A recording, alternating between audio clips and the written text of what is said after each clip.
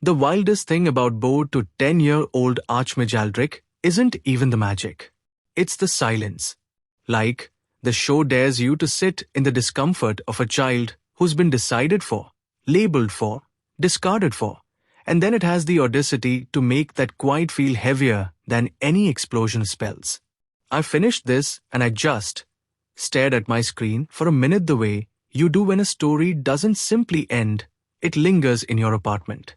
There's a particular flavor of fantasy drama that wants you to clap at power-ups, and this one does give you that sugar rush, absolutely. But underneath it there's something meaner and sadder and, honestly, more human. What happens when everyone agrees you're nothing, and you survive anyway? Welcome back to Flick Flare. By the way, the little corner of YouTube where we lovingly overanalyze fictional suffering like it's a sport. If you want to stick around for more long, story-first drama breakdowns, consider subscribing. I'm doing moderate spoilers here, which means I'm going to talk about the big emotional turns and the major set pieces that make the show what it is. But I'm not going to go rummaging through every single late-game secret like I'm looting a chest. And if you're a newcomer, don't worry. You don't need a glossary to understand why this hits. The show is pretty clean about its emotional math. It's about exile, return, and the very specific type of revenge that isn't screaming and stabbing. It's making people swallow their certainty. Aldric, at 10 years old, is branded a mute magical failure. And I want to linger on that phrasing because the show does. Mute isn't just a condition here, it's a social sentence. The Morven family's collateral branch, so already we're in that deliciously petty aristocratic hierarchy, where even your bloodline comes with a footnote, decides he's defective, and the world around him doesn't just accept it, it participates. There's a special cruelty in the way a community can turn a child into a rumor.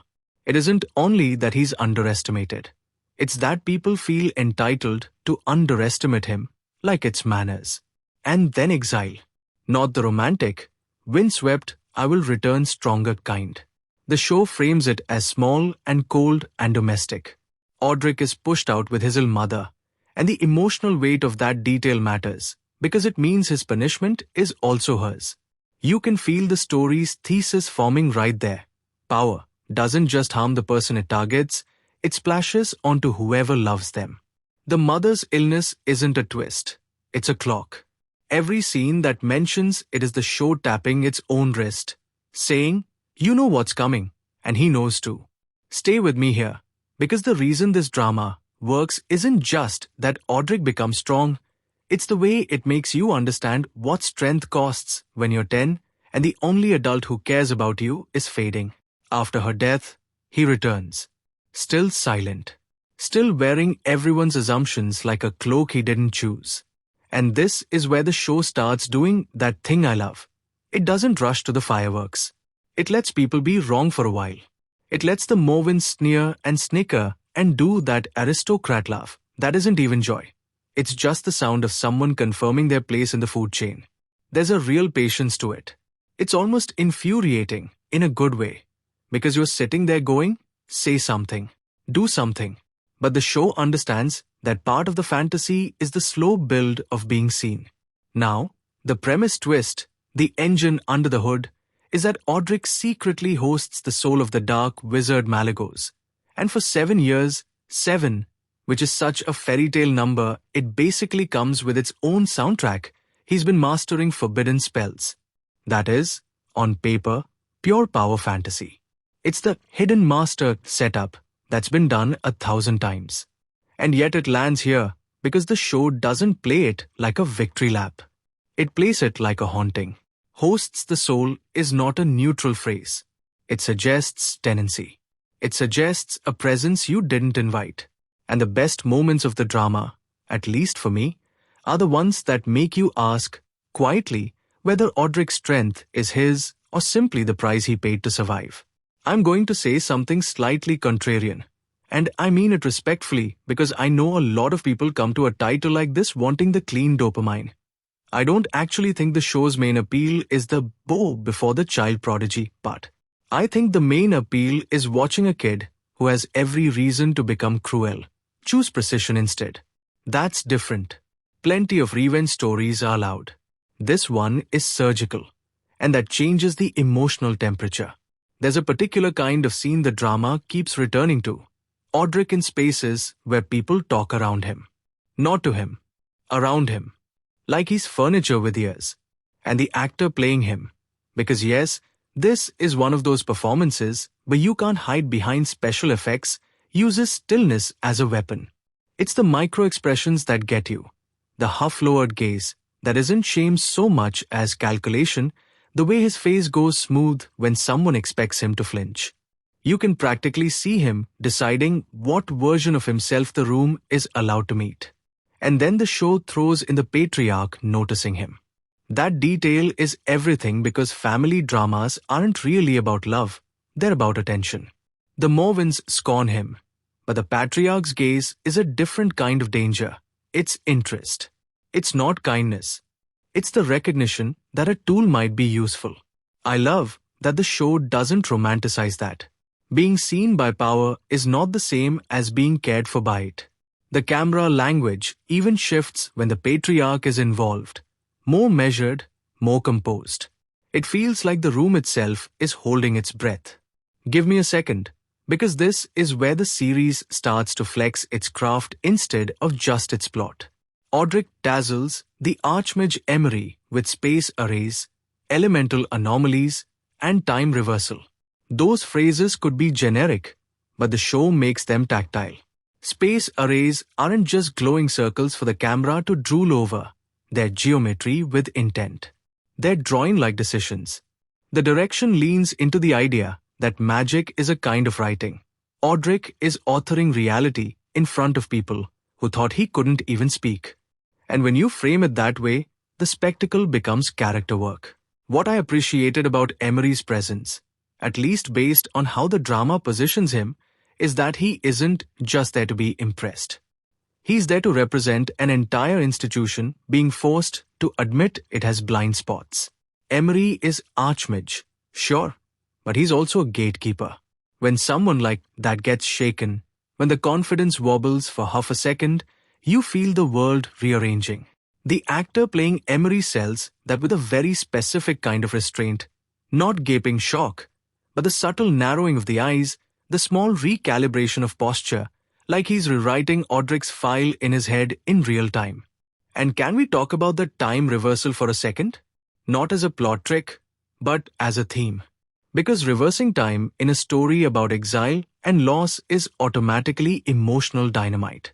You can't put that on screen without the audience thinking about the one thing Aldric can't reverse, his mother's death. Even if the show doesn't spell it out in neon, the implication is there, hovering. If he can reverse time in a room to prove a point, what does it mean that he lived 7 years without reversing the moment everything broke? Either he couldn't, or he chose not to, or there a cost he won't pay. Any of those options are interesting, and the show is smart for letting that tension exist without over-explaining it. Hold on to that thought, because the story's real flex is how it uses magic to talk about grief without making it corny. There's also the way Aldric's magic leaks, and that detail is so much more evocative than he shows his power. Leaking implies containment. It implies he's holding back, and the effort of holding back is visible. That's such a good metaphor for anyone who's ever had to make themselves smaller in a hostile room. The show turns that lived experience into fantasy language. The aura slips, the air changes. The people who are laughing suddenly feel their throats tighten. It's not just intimidation. It's presence. And that's how you get Queen Victoria and Merlin noticing him. Now, let me be careful here, because I'm not going to invent whole scenes we weren't given, but the idea as presented is delicious. The highest levels of authority, royal and mythic. Clocking this child, not because he demands attention, but because the universe around him starts behaving differently. I love when a story understands that true power doesn't need an announcement. It alters the temperature in the room. It makes candles gutter. It makes confident people suddenly speak slower. The Queen's involvement also shifts the genre, even if only slightly. Family cruelty is intimate. Royal attention is political.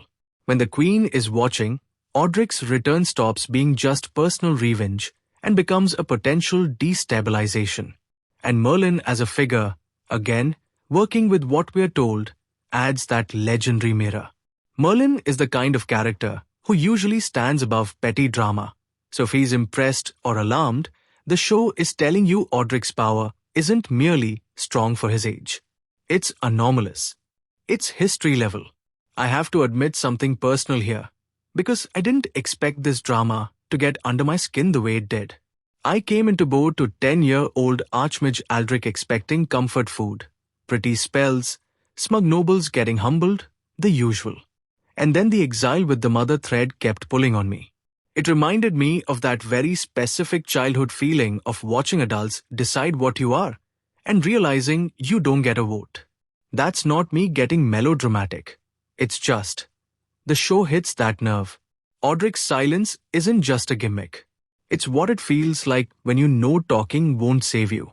Also, tiny self-aware aside, every time the Morven family started up with a failure talk, I found myself muttering at the screen like an old man yelling at birds. Which is how I know the writers did their job. Because nothing activates my protective instincts faster than fictional adults being smug to a child. Now, the Royal Gala.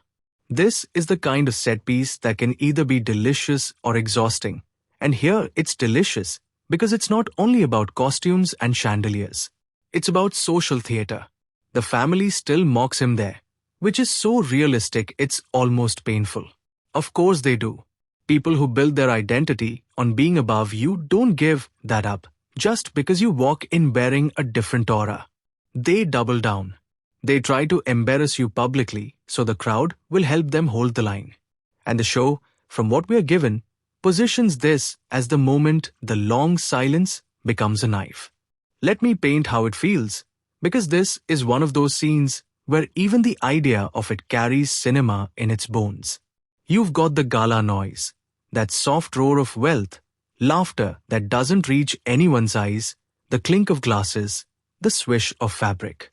Aldric is there in the middle of it, the smallest person in the room and somehow the stillest. The camera would naturally want to go wide to show the spectacle, but the emotional camera stays close, on his face, on the way people angle their bodies away from him like disdain has gravity. The mocking lands, and for a second, you can almost believe the room will swallow him again, because that's what those spaces are designed to do, they devour the inconvenient. But then the magic leaks, not like a firework, like pressure. The air thickens. Conversations snag. A laugh dies halfway out of someone's mouth. And the power of that moment is that nobody can pretend anymore. Nobody can keep the old story intact when reality is contradicting it with every breath. And then he breaks his silence as Mage's bow. That's the title moment, the image the whole premise is built to deliver. And if the show nails it the way it suggests, it's catharsis with teeth. Because it's not just, surprise, he can talk. It's, surprise, you never deserved my voice. It's the reclaiming of agency in the most public arena possible. The bowing is important too. Bowing is ritual.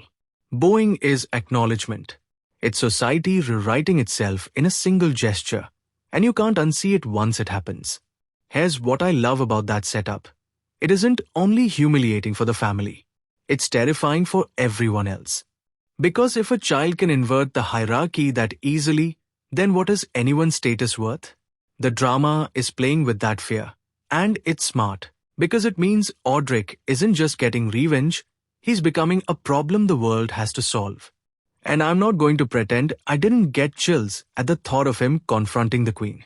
That's a loaded confrontation. Not because queens are automatically villains, but because monarchy in fantasy is often treated like a decorative backdrop. This story, at least from the spine we are given, uses the queen as a symbol of the official narrative. If Aldric confronts her, he's not just confronting a person, he's confronting the legitimacy of the world that allowed his exile. Let's lean into the character psychology for a second, because that's where my love for this drama really solidified. Aldric hosting Malagos's soul is such a loaded choice. The easy way to do it is to make Malagos the cool evil mentor voice, snarky commentary, power-ups on demand. But the more interesting way, the way the drama hints at with dark wizard and forbidden spells, is to treat it like an infection and a partnership at the same time. 7 years is long enough for a kid to grow up with a shadow in the room. Long enough that the line between me and the thing keeping me alive gets blurry. And the show's decision to keep Aldric silent for so long means all of that development happens internally, which is risky, but also kind of brilliant because it forces the performance to carry the story through gaze and timing. There's also an implicit ethical tension I really enjoyed chewing on. Aldric is wronged. Yes. The exile is unjust. The family's cruelty is disgusting. But forbidden magic is forbidden for a reason in most fantasy worlds, and when a child is wielding it, it's not automatically righteous just because the child is sympathetic. The show flirts with that ambiguity, and I appreciate that it doesn't flatten everything into good victim, bad bullies. Aldric's power is awe-inspiring, but it's also unnatural, and the word dark attached to Malagos isn't there for decoration. If you're still with me, this is where the drama starts to feel like it's about systems, not just people, and that's why it sticks. The Morven family is one system: bloodline, inheritance, reputation. The mage institution is another: formal training, sanctioned spells, hierarchy of knowledge. The monarchy is a third: legitimacy, order, spectacle. Aldric returning and being impossible to categorize is like tossing a stone into 3 different ponds at once. Every ripple overlaps. And the show's most satisfying moments are when you see those systems scramble. Not with speeches, but with behavior. With the way a guard shifts stance. With the way a noble suddenly chooses a different word. With the way an archmage doesn't laugh when everyone else expects him to. The direction, again, speaking from the story elements we know, seems to understand that intimidation doesn't require yelling. It requires control of space. Space arrays as a concept are perfect for that. They're literally about claiming the geometry of a room. And in a social story like this, where Aldric has been treated like he doesn't belong in any room, watching him redraw the room's rules is thematically delicious. It's like he's saying, "You exiled me from your house, so I learned to build my own architecture." And the elemental anomalies, too, feel like emotional weather. I always love when fantasy uses elements to express what a character can't or won't say. If Aldric is silent, then fire becomes anger, ice becomes restraint, wine becomes the restless hunger of someone who's had to keep walking. The show doesn't have to spell it out. You feel it in the way the environment reacts around him. There's a pacing choice here that I think will divide people, and I'm going to defend it even if it frustrates you. The story taking time to let Aldric be underestimated is the point. Because if the Morvens immediately recognized his power, the whole revenge collapses into mere spectacle. The slow contempt is what makes the bowing catharsis. It's like tightening a string until it finally snaps. The patience is part of the cruelty, and the cruelty is part of the payoff. That said, I do think the drama risks repeating its own dynamic if it leans too heavily on "they mock, he endures, they're shocked." The best versions of this story evolve the mockery into fear, then into negotiation, then into outright political maneuvering. And with the Queen and Merlin in play, you can feel the potential for that escalation. The gala confrontation isn't just a dunk. It's a declaration of war in polite clothing. Let me circle back to Emery for a second, because I think he's the stealth MVP of the premise as described. When an archmage is dazzled, it's not just flattery, it's world building. It tells you the magic system has rules, and Aldric is breaking them. Space arrays and time reversal aren't party tricks. They're the kind of magic that should come with committees and consequences. Emery being impressed is like Einstein looking at a kid's notebook and going quiet. That quiet is respect, but it's also alarm. And if the show plays that double edge, it becomes richer than a simple teacher finds prodigy storyline. And then there's the patriarch again, looming over all of it. Patriarch characters in these aristocratic fantasies are often written as either cartoon tyrants or secret softies. The detail we have, he notices Aldric, suggests something called the patriarch as strategist. Noticing is not loving. Noticing is acquiring. It adds an extra layer of tension because now Aldric isn't only dealing with siblings or cousins who mock him. He's dealing with someone who might want to use him, contain him, weaponize him against rivals. So when Aldric confronts the Queen, the question isn't only will he get justice? It's who will claim him? Because that's what powerful institutions do with anomalies. They claim them, label them, file them. And Aldric's entire arc so far is about refusing to be filed under failure. If you're wondering why the mute aspect matters so much, it's because silence is the one thing nobody can steal from him once he owns it. At first, they think his silence is weakness. Later, it becomes suspense. It becomes a pressure chamber. Every moment he doesn't speak, everyone else reveals themselves. They fill the space with their assumptions, and that gives him information. It's honestly kind of terrifying, and I mean that as a compliment. Aldric learns people by letting them talk. When he finally speaks, it's not just a voice, it's a verdict. There's also something quietly poetic about a child learning forbidden spells for 7 years. Think about that timeline. That means his exile started around 3, depending on how you interpret the math. Or it means the story is compressing time in that fantasy way. But either way, it paints a picture of a kid growing up too fast. When other children are learning to read, he's learning to bend space. When other kids are being comforted by parents, he's hosting a dark wizard's soul. The show doesn't have to show you every training moment for you to feel the loneliness of that. The loneliness becomes part of the power. And I keep returning to the mother because she's the story's moral anchor even in absence. Her death is the kind of thing that can turn a revenge narrative from fun to feral. If the show is smart, it doesn't use her as a disposable motivation device. It uses her as the thing that makes Aldric's choices matter. Because revenge after grief is messy. It isn't clean triumph. It's I can punish the people who hurt me, but I can't get back what I lost. And that's why time reversal as a flex is so emotionally loaded. If he can reverse time in a demonstration, then every viewer is going to wonder what he would give to reverse time in his life. Here's a little observation I loved. The drama's title is a command. Bow, not meet, not watch, not learn.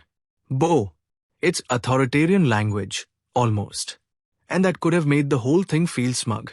But because Aldric is a child who was humiliated, the command flips. It's not demanding worship for ego. It's demanding recognition from people who denied his humanity. That's a crucial difference. The bow isn't just to power. It's to the fact that they were wrong, publicly and irrevocably. And yes, there's a part of me that enjoys the petty satisfaction of seeing arrogant relatives eat their words. I'm not above it. I am, at my core, a simple creature. I see fictional snobs. I want fictional consequences. But what makes Bo to 10-year-old Archmage Aldric better than the average snobs get humbled fantasy is that it doesn't stop at humiliation. It asks what happens after. Humiliation is a moment. Power is a situation. Aldric doesn't get to go back to being a nobody after the gala. The world has seen him. The Queen has been confronted. Merlin has noticed. Those are bell-ringing events. You can't unring them. And that's where the stakes quietly expand beyond the family's cruelty. Because now, any action against Aldric becomes political. Any attempt to silence him becomes suspicious. Any attempt to recruit him becomes a threat to rivals. The drama is setting up a chessboard where the pawn walked to the other side and came back as something else entirely. And everyone is pretending they're not scared. If you want one more contrarian take before I keep going, I don't actually want Aldric to be purely triumphant. I want the show to make him complicated. The presence of Malagos almost demands it. If the story is brave, It will let Aldric's reckoning be morally unsettling at times. Not because he's wrong to be angry, but because power plus grief plus a dark soul in your head is not a recipe for sainthood. And I think the best fantasy is the kind that lets you cheer and then, 10 seconds later, makes you go, oh, wait, what did that cost? There's a reason audiences love child prodigy narratives. They wish fulfillment and justice at once. Adults dismiss you, you become unstoppable. You return and everyone regrets it. But this show has an extra edge because Aldric's dismissal wasn't just social, it was existential. Mute magical failure is a label that denies his future. His return is a rebuke to determinism. It's the story saying, your categories are fake. And that's why it feels satisfying on a deeper level than just look at the cool spells. Let's talk about the spectacle side for a second. Because even though I'm being all emotional about it, I do think the show's magic concepts are inherently cinematic. Space arrays are visual math. Elemental anomalies are unpredictable texture. Time reversal is editing as narrative. Literally, the show can play with rhythm and repetition in a way that mirrors the concept. If the editors leaned into that, you could get sequences where you feel time stutter, where a gesture repeats with a different emphasis, where a glass shatters and then isn't shattered, and the audience's brain does that little delighted glitch. Those are the moments that make a fantasy drama feel like it's using the medium, not just telling a story with pretty lights. And sound design matters here too. Silence isn't only acting, it's audio. When Aldric is silent, does the room sound louder? Do we hear fabric and footsteps more sharply? Do the nobles' laughs become abrasive? Then when magic leaks, does the sound drop out like pressure in your ears? If the show did that, and I suspect it did, at least in spirit, then the experience becomes physical. You feel the intimidation in your body, not just your mind. I'm going to linger on one imagined sensory impression that the premise practically begs for without claiming exact shots. The moment a room full of mages bows. If you've ever been in a place where a lot of people move at once, like a theater audience standing or a congregation kneeling, there's this collective hosh that happens. A soft wave of fabric. A synchronized breath. It's airy. Now put that energy in a royal hall with chandeliers and stone and pride. That bow is not just respect, it's surrender of narrative. And Aldric, standing there, hearing it, would feel the weight of something he's wanted and feared for years, being undeniable. If you're expecting me to say the show is flawless, it's not. Even from the storyline we have, you can sense potential weak points. The dark wizard soul inside trope can easily become an excuse for lazy power scaling, where anything Aldric needs, he suddenly has because Malagos. The family cruelty can become repetitive if it isn't diversified into more interesting forms of opposition. The royal attention can risk shrinking the world if every important person is immediately in the same room. But here's why I still loved it. The central emotional engine is strong enough to carry the familiar elements. The show knows what its core feeling is. It's the feeling of being dismissed and then returning with a truth so heavy it bends the room. And it helps that Aldric's silence gives the drama a built-in pacing tool. When a protagonist talks less, scenes naturally stretch in different ways. Other characters reveal themselves. The camera finds details. It becomes less about dialogue explaining things and more about behavior showing things. And as a viewer, I find that more immersive. I'd rather watch a character think than listen to them tell me what they think. Not always, but in a story like this, absolutely. Let me pull the lens back for a second, because there's a subtle thematic question under all the revenge gloss.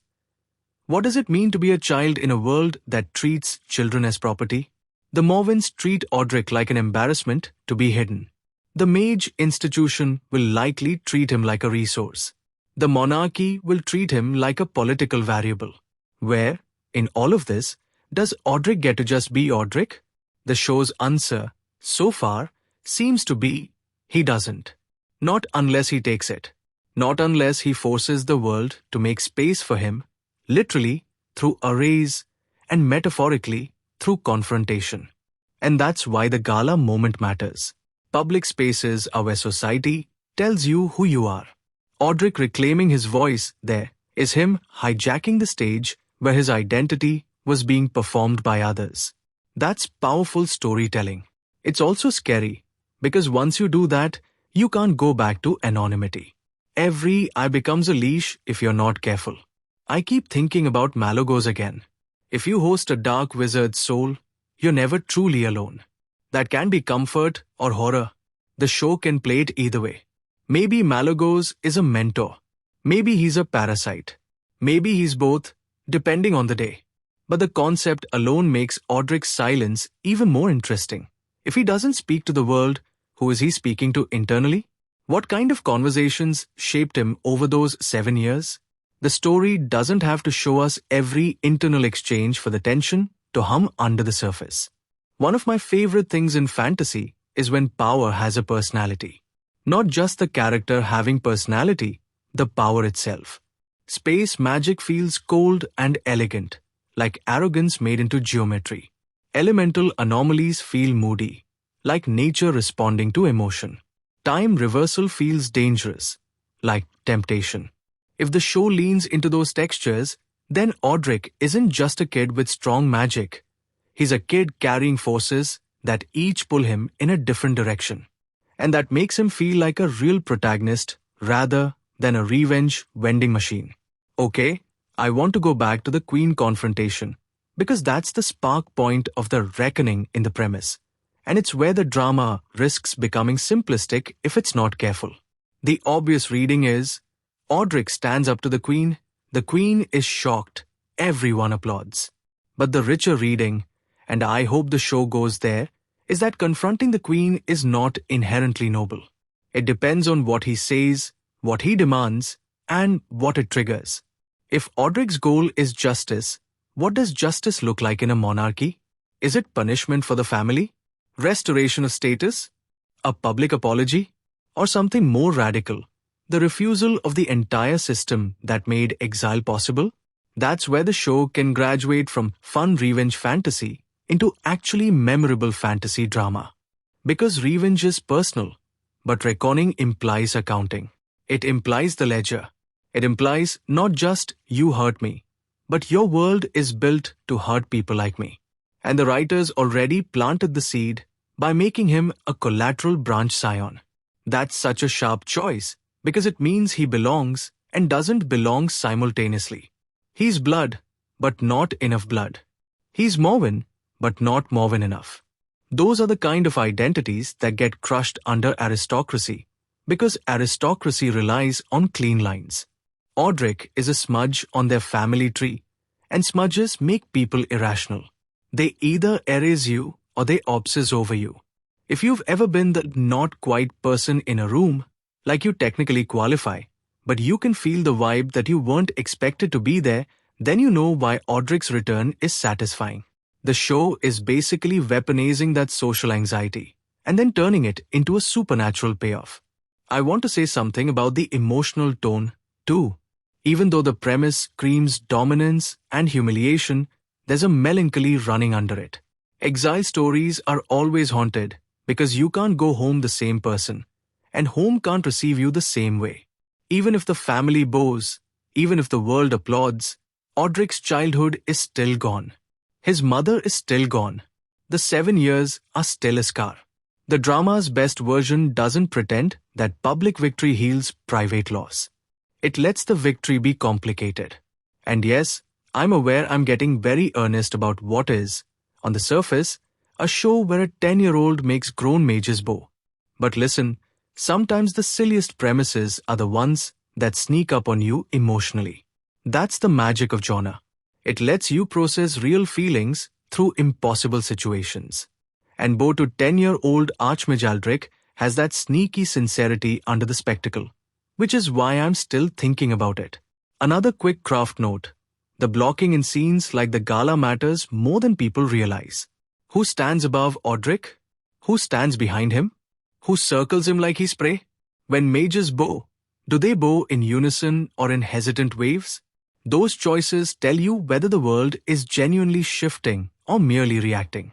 And the story, as given, suggests a moment where the reaction becomes irreversible. That's when a drama goes from event to turning point. If the show did one thing particularly well, conceptually, it's making the underestimation feel plausible.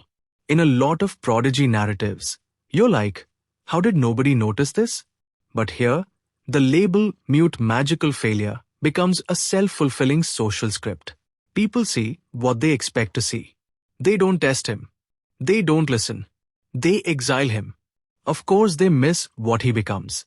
That's not a plot hole. That's human nature. And it's also an indictment. Their cruelty isn't just mean, it's lazy. They didn't even do the work of truly knowing him before they condemned him. Now, I don't want to overstep what we're told, but based on the ingredients, the story seems to be building toward a broader arc where Aldric's reckoning isn't a single confrontation, it's a campaign. Once the Queen and Merlin are involved, the scale expands.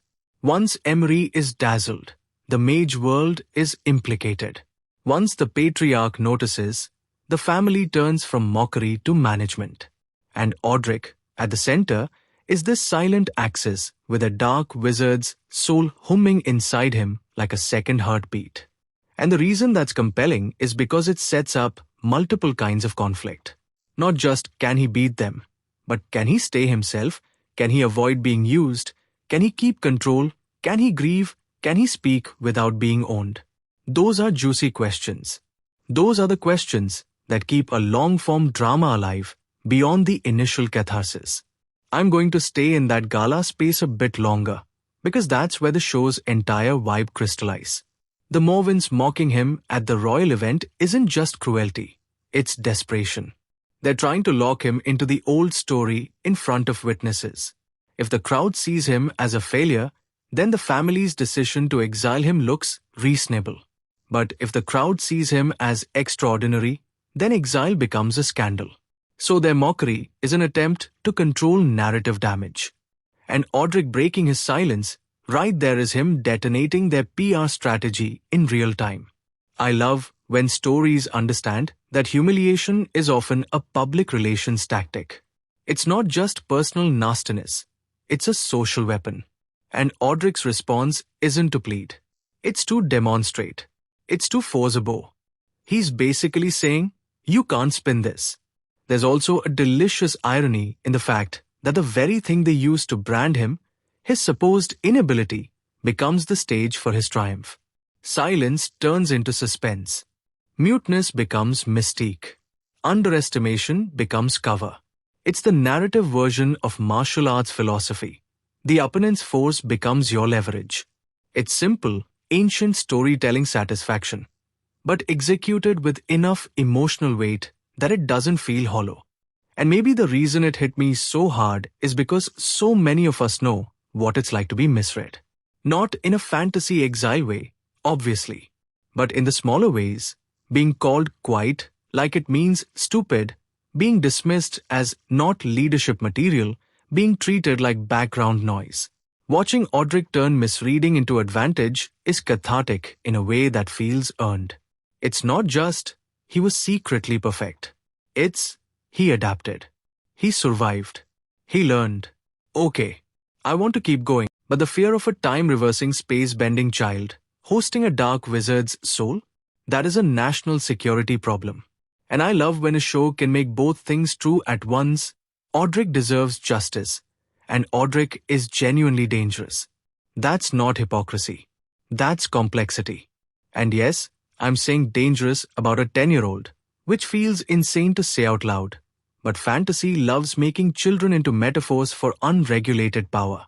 And this show leans right into that. Another rehook for you. The most unsettling thing about Aldric isn't that he can make people bow. It's that he can make them feel like bowing was always the correct decision. That's where acting choices become everything. The silent and underestimated premise rises or falls on whether the performer can make stillness active. There's a huge difference between blank and controlled. Blank is dead air. Controlled is predatory calm. And the storyline as described suggests Aldric's vibe is closer to the latter. Silent, underestimated, but secretly hosting malagos and mastering forbidden spells. That's not an innocent silence. That's a silence full of rehearsed outcomes. I'm going to risk a slightly nerdy film language tangent, but I promise it matters. In stories like this, the camera can either infantilize the child or empower them. If the show shoots Aldric with a lot of high angels, it reinforces small, weak. If it starts switching to low angels or symmetrical framing when he's in control, it visually communicates the shift before any dialogue does. And because Aldric is silent for so long, the show almost has to lean on these visual cues. It has to teach you how to read him as someone whose power is internal before it's external. And then the music. I've seen too many fantasy dramas drown their protagonist in heroic scoring too early, and it kills the tension. A character like Aldric needs music that feels like containment, like a lid on a boiling pot. Give me quiet strings that feel brittle. Give me low tones that don't resolve. Give me something that says, this is not triumph yet. This is pressure. Then when the gala bow happens, you let the score bloom just enough to make the audience's chest lift. But you keep a shadow note in there because Malagos is in the room, metaphorically, even if he isn't speaking. Speaking of Malagos, one of the more emotionally interesting possibilities in this premise is the idea that Aldric's relationship with Malagos might be the closest thing he's had to companionship, which is depressing, but also dramatically rich. When you're exiled with an ill mother and then you lose her, the void left behind is not just grief, it's silence of a different kind. If Malagos's soul is present, even as a threat, it's also a presence. It's someone else in the mind. That could feel like relief and violation simultaneously, like being held and haunted at the same time. And if the show ever dares to make that explicit, it'll punch people right in the gut. Because then the moral question stops being, is Aldric good? And becomes, what did Aldric have to accept into himself to keep living? That's the kind of question that elevates a revenge fantasy into a tragedy with teeth. Let me confess something mildly embarrassing. I'm a sucker for scenes where an arrogant room collectively realizes it misjudged someone. And I don't care how many times the trope gets called cheap. If it's done with timing and restraint, it's not cheap, it's primal. It's the social version of gravity working again. And in this drama, the setup is so cruel that the payoff feels like oxygen. The family doesn't just dislike Aldric. They exiled him as a child with his sick mother. There's no misunderstanding to soften it. So when the world flips, you don't feel guilty enjoying it. But the show's real challenge is what it does with that enjoyment. Because vengeance can be addictive, and power fantasies can start to blur into cruelty if the narrative keeps rewarding humiliation as the only form of justice. The more I think about it, the more I want Bo to 10-year-old Archmage Aldric to treat the bowing scene as a door, not a destination. The moment people bow is not the end of Aldric's pain. It's the beginning of everyone else's fear. Here's another thread that deserves attention.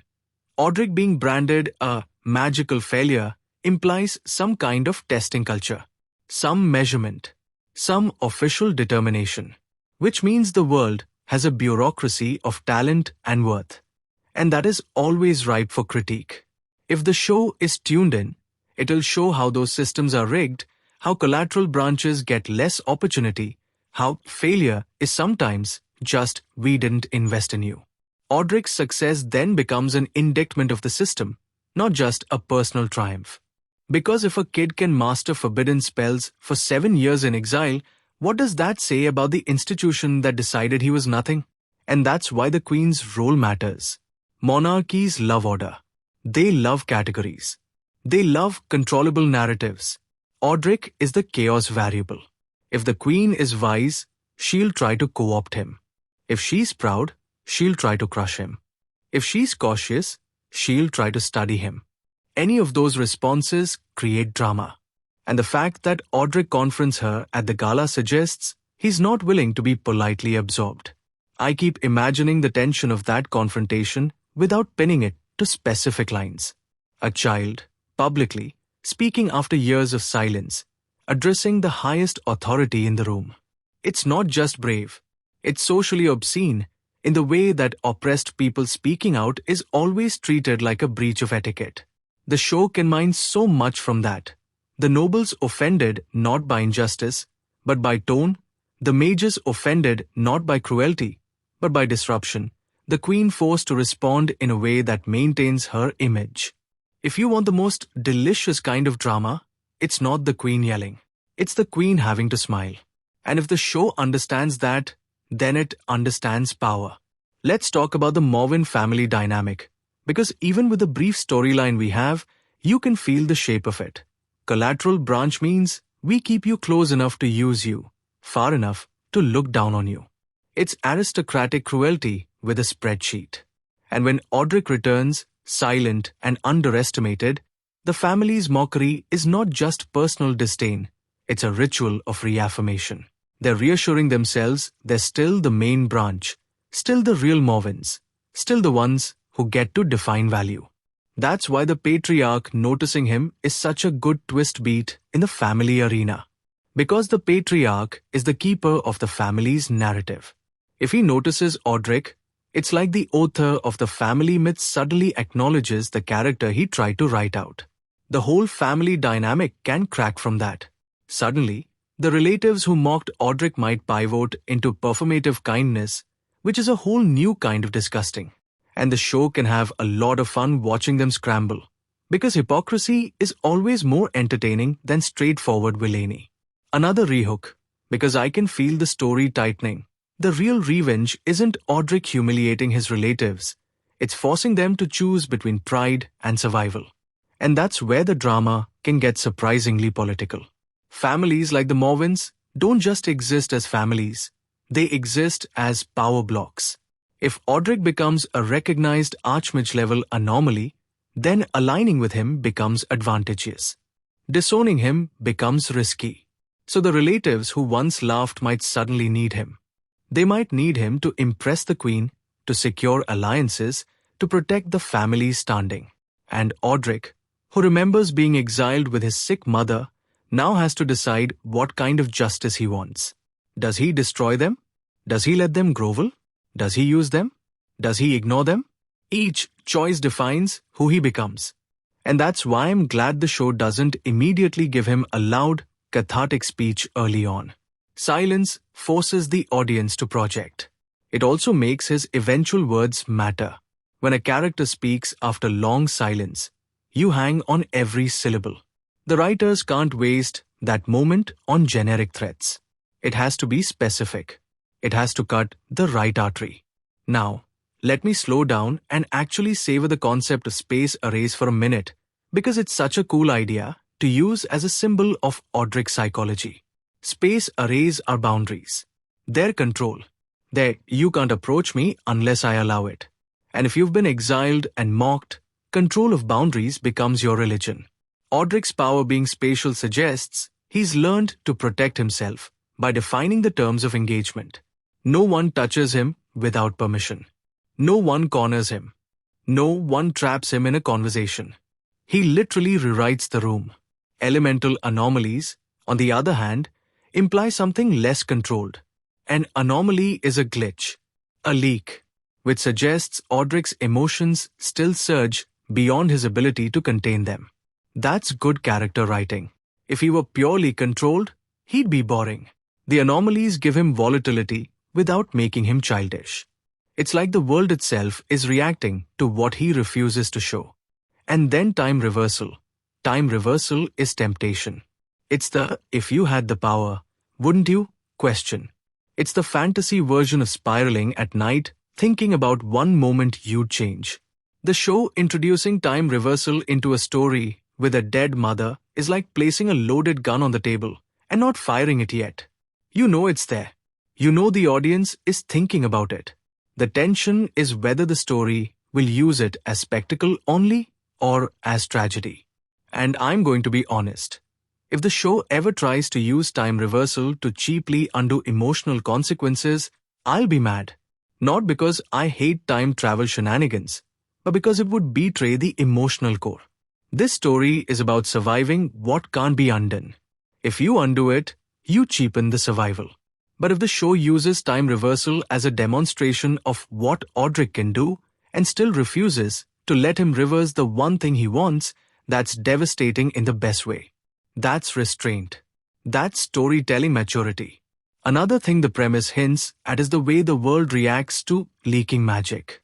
I love that phrase because it suggests Aldric is not trying to flex, at least not always. Power leaking means it's too big to fully hold. That makes him feel young in a real way. Like, yes, he's strong, but he's still a child with a body that might not be designed to contain what he carries. It's a nice counterbalance to the Archmage aura. It prevents him from feeling like a tiny adult in a robe. It keeps him human. And if you're worried the show might make Aldric too perfect, the Malagos factor is the built-in complication. Hosting a dark wizard's soul isn't a merit badge. It's a curse-adjacent condition. It raises questions about consent, influence, identity, corruption. Even if Malagos never speaks aloud, his presence in the premise makes Aldric's power morally flavored, not just raw. Let's touch on the queen's name being Victoria, too, because names aren't accidental. Victoria literally means victory. Again, I'm not going to invent symbolism that the show didn't intend, but it's hard not to notice. Aldric confronting victory at a gala where Mage's bow is loaded with thematic potential. Is he challenging the idea that victory belongs to the crown? Is he claiming victory for himself? Is he redefining what victory means? It's a neat little layer. And then Merlin, as myth incarnate, is like the past watching the future. If Merlin is impressed by Aldric, it suggests Aldric is not just a blip, he's an evolution. That's exciting. It also sets up the possibility that Merlin, as a wise figure, might be the only one who truly understands the danger of Malagos's soul. Because Merlin has probably seen cycles of power. He knows that prodigies can become tyrants. He knows that dark souls don't just sit quietly forever. If the show plays Merlin not as a fumboy, but as a wary observer, that's the best use of him. Or with caution. Respect with contingency plans. That's how legends behave when they meet anomalies. Here's a slightly funny, but true, observation. Fantasy dramas love throwing in Merlin like he's a universal plugin for this is important. And sometimes it's lazy. But in this story, Merlin's involvement actually makes sense because Aldric's magic is bending space and time. Those are the kinds of forces that would attract myth-level attention. It's not like Merlin shows up to comment on someone's basic fireball technique. He shows up because the fabric of reality is being politely harassed. Now, because I'm doing moderate spoilers, I'm not going to go digging into what Aldric's reckoning specifically entails beyond what we are given. But I can talk about the emotional direction that word implies. Reckoning isn't just revenge. Revenge is impulse. Reckoning is audit. Reckoning is sitting people down and making them face what they did, and then making the consequences structural, not just personal. So if Aldric is beginning his reckoning by confronting the queen, it suggests he's aiming at legitimacy. He's not just punishing relatives, he's challenging the authority that enabled his exile. And that's a big swing for a 10-year-old. It also makes Aldric feel less like a reactive victim and more like a strategist, which is consistent with someone who mastered forbidden spells for 7 years. You don't do that without planning. You don't survive exile without learning to think 3 moves ahead. And that's where I get excited as a viewer, because strategic protagonists are always more satisfying than purely emotional ones. I want Aldric to feel emotions, yes, but I also want him to be sharp. The premise already implies sharpness. He dazzles Emery with advanced constructs, he leaks power that has high-level figures, he chooses his moment to speak at the gala. That's not impulsive. That's composed. Another rehook, the drama is setting up a delicious question. Does Aldric want the world to bow because he craves it, or because he needs it as leverage to protect himself from ever being exiled again? Because that's the shadow under all of this. Exile trauma doesn't disappear when you return. It makes you obsessed with preventing it. It makes you hoard power not for fun, but for safety. It makes you distrust kindness because kindness can be revoked. If the show is tuned into that psychology, Aldric's dominance will feel like armor, not arrogance. And I think that's why his silence is so compelling. It reads like someone who doesn't trust words anymore. Words were used to label him a failure. Words were used to justify his exile. So why would he offer words back to a world that weaponized them? His eventual speech, then, becomes less about expressing himself and more about reclaiming language as a tool he controls. That's such a strong emotional through line. It's the story of someone who was silenced learning when to speak, not just how. Let me do a mini retelling of an earlier emotional beat implied by the premise, just to ground all this talk in a feeling. Imagine the exile itself, not as a grand procession, but as a cold departure. A child standing slightly behind his mother because he's learned that adults don't like him taking up space. The mother's breath shallow, her hand too light on his shoulder, trying to be steady for him while clearly not having enough strength. The household behind them full of people who won't meet his eyes. Someone says failure like it's a diagnosis, like it's mercy, like it's cleaning up a mess. Aldric doesn't cry loudly. He doesn't scream. He just looks at the door closing and, in that moment, you can almost see the future forming. Not a vow spoken aloud, but a vow etched into the way he holds his jaw. And then 7 years. 7 years of learning in the margins. 7 years of not being corrected by teachers, because there are no teachers. 7 years of grief settling into his bones. When he returns, he isn't returning as a child who wants his family back. He's returning as someone who already learned what it means to be without them. That's why the show's power fantasy works. It doesn't feel like he magically got over it. It feels like he metabolized it into something cold and effective. Now, about the Morven relatives still mocking him at the gala. That's not just plot convenience. That's psychology. Bullies don't stop because reality changes. They stop when their social permission changes. The relatives have spent years being rewarded for mocking him. They probably gained status from it. They performed loyalty to the main branch by belittling the collateral failure. That's why they keep doing it even when it's dangerous. Their identity is tied to it. If they admit Aldric is powerful, they have to admit they were cruel for no reason. And people will do anything to avoid that kind of self-recognition. This is why I'm always suspicious of redemption arcs for characters like that. Not impossible, but rare. The show doesn't need to redeem them to be satisfying. It needs to make them face consequences that match the scale of their harm. And speaking of harm, exile with an ill mother is one of those you can't come back from that axe. If the drama tried to soften it later with, they didn't know how bad her illness was, I would roll my eyes so hard I'd see my own brain. They knew enough. They didn't care. That's the point. But again, the show is smarter when it doesn't reduce the conflict to cartoon villains. The patriarch, noticing Aldric, suggests not everyone is motivated by pure cruelty. Some are motivated by power calculus. That's more dangerous, frankly, because it means even respect can be predatory. This is also where the Queen and Merlin being awed by the leaking magic is a double-edged sword. Or can turn into fear. Fear can turn into policy. Policy can turn into containment. Aldric may win the gala moment, but the aftermath could be a net tightening around him. If the story leans into that, it becomes less about everyone bows forever and more about the world tries to cage what it can't deny. And that's thrilling, because a protagonist who is powerful but hunted is always more compelling than a protagonist who is simply adored. I also want to acknowledge the emotional fantasy for viewers. A child, powerless, returns and makes adults bow. That's a reversal of our real-world dynamic, where children are constantly subject to adult authority. In that sense, the show is pure catharsis. It's like a dream where the person who dismissed you suddenly has to listen. That's why these stories are so addictive. They scratch that itch. But I'm going to keep insisting. The show's longevity depends on whether it complicates that catharsis. Because if it stays at the level of watch them bow, it becomes repetitive. If it uses the bowing to open deeper conflicts, identity, corruption, political manipulation, grief, it becomes something you remember.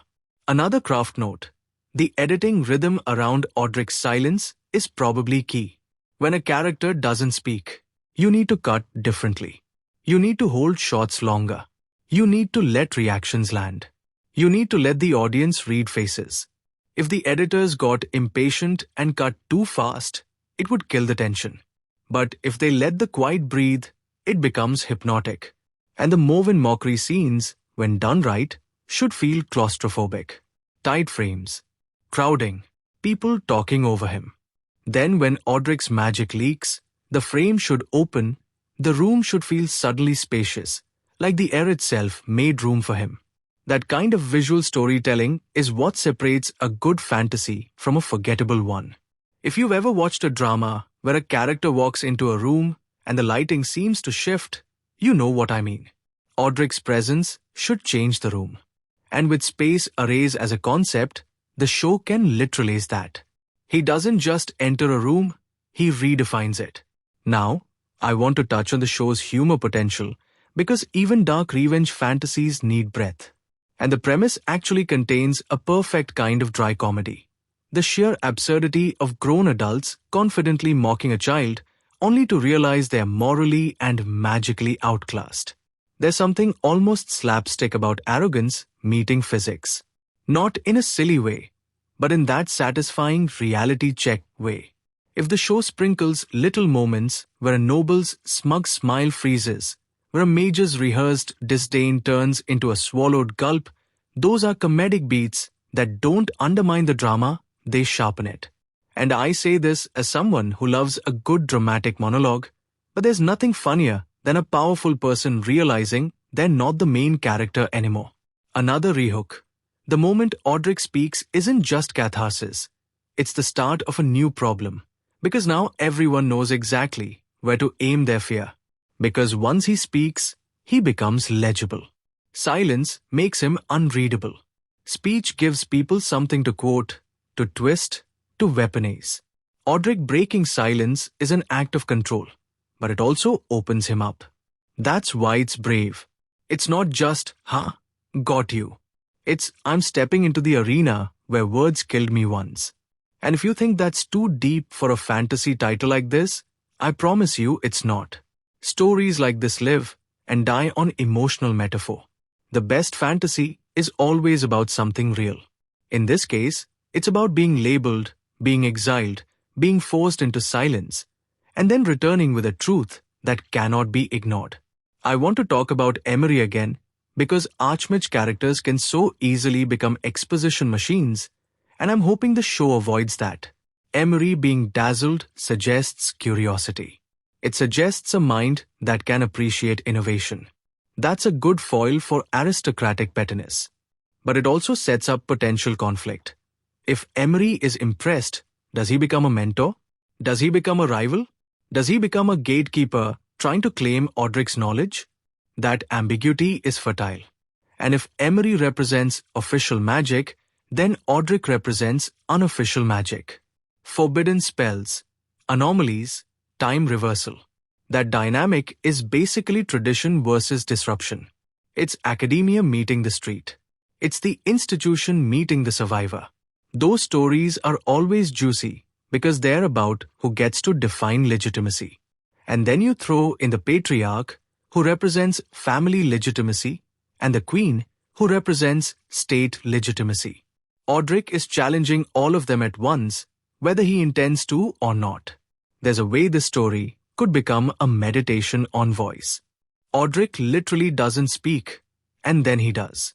But also metaphorical voice, the right to be heard in institutions, the right to define yourself, the right to refuse the labels placed on you.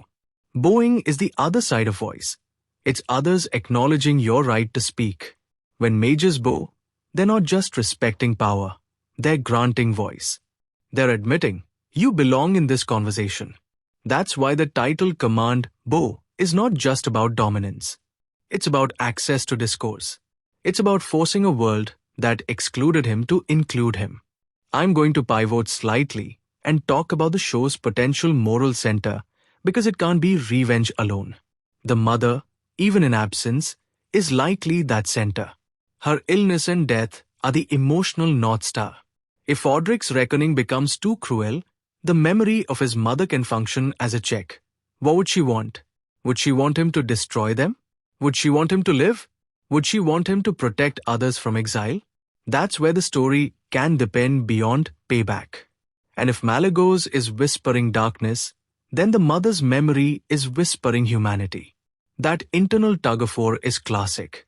Yes, but it's classic because it works. It's the angel and devil on the shoulder, except the angel is grief and the devil is survival. That's messy, and I like messy. Another personal confession, since I already opened that door earlier. I'm someone who, in real life, tends to go quiet when I'm hurt. Not in a dramatic silent protagonist way, just in a my words don't come out right, so I stopped trying way. Watching Aldric reclaim speech in a hostile room hit me harder than I expected because it's a fantasy version of the thing I wish I could do perfectly. Speak with precision when I've been dismissed. Instead of spiraling later in the shower, thinking of what I should have said. Aldric gets to say it. He gets to make them listen. And yeah, that scratches an itch. Now, I don't want to pretend the show is doing therapy on us, but it is tapping into that universal experience, the regret of silence and the fear of breaking it. Let's touch on the Queen again, because confronting the Queen to begin his reckoning is such a loaded endpoint for the storyline we have so far. It suggests Aldric is choosing the biggest possible stage. That's not a cautious move. That's not someone testing the waters. That's someone throwing a stone at the palace window and waiting for the entire kingdom to turn its head. And for a child to do that, you have to believe he has either incredible confidence, incredible desperation, or a plan. And if he has a plan, it raises the question, who taught him? Did Malagos teach him? Did exile teach him? Did watching his mother suffer teach him? Plans don't come from nowhere. They come from time spent thinking in the dark. Another rehook.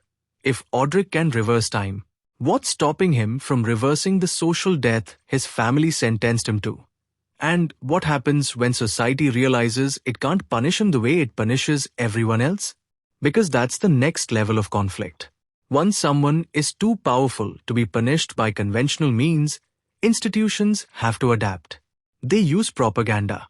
They use alliances. They use moral panic. They use for the public good. They use containment disguised as protection. If the show goes there, it becomes not just a revenge fantasy, but a study of power. And it already has the ingredients to go there. Queen Victoria is authority. Merlin is mythic oversight. Emery is institutional knowledge. The patriarch is familial power. Aldric is the anomaly. Put those in a room, and you don't just get spectacle. You get ideology clashing. And the gala is the perfect setting for ideology clashing, because it's a place where everyone is pretending to be polite while sharpening knives behind smiles. I love a good gala in fantasy, because it's basically the Hunger Games of etiquette. The weapons are words and glances, and who stands next to whom. Aldric walking into that and breaking silence is like bringing a sword to a tea party. The tea party was already violent. It just pretended it wasn't. If the show's cinematography leaned into the contrast between warm candlelight and cold magical light, between gold fabrics and blue arcane geometry, it would visually underscore Aldric as a disruptive force. Warmth is tradition. Cold is anomaly. And Aldric, as someone who grew up without warmth, would naturally wield cold power. Now, I want to consider the possibility that Aldric's silence wasn't purely imposed, but partly chosen. Again, not inventing specifics, but thematically it fits. Sometimes people stop speaking because speaking has only brought them harm. Silence becomes a shield. Aldric being labeled mute might have started as a lie, or a misinterpretation, or a social simplification. But over time, he might have leaned into it.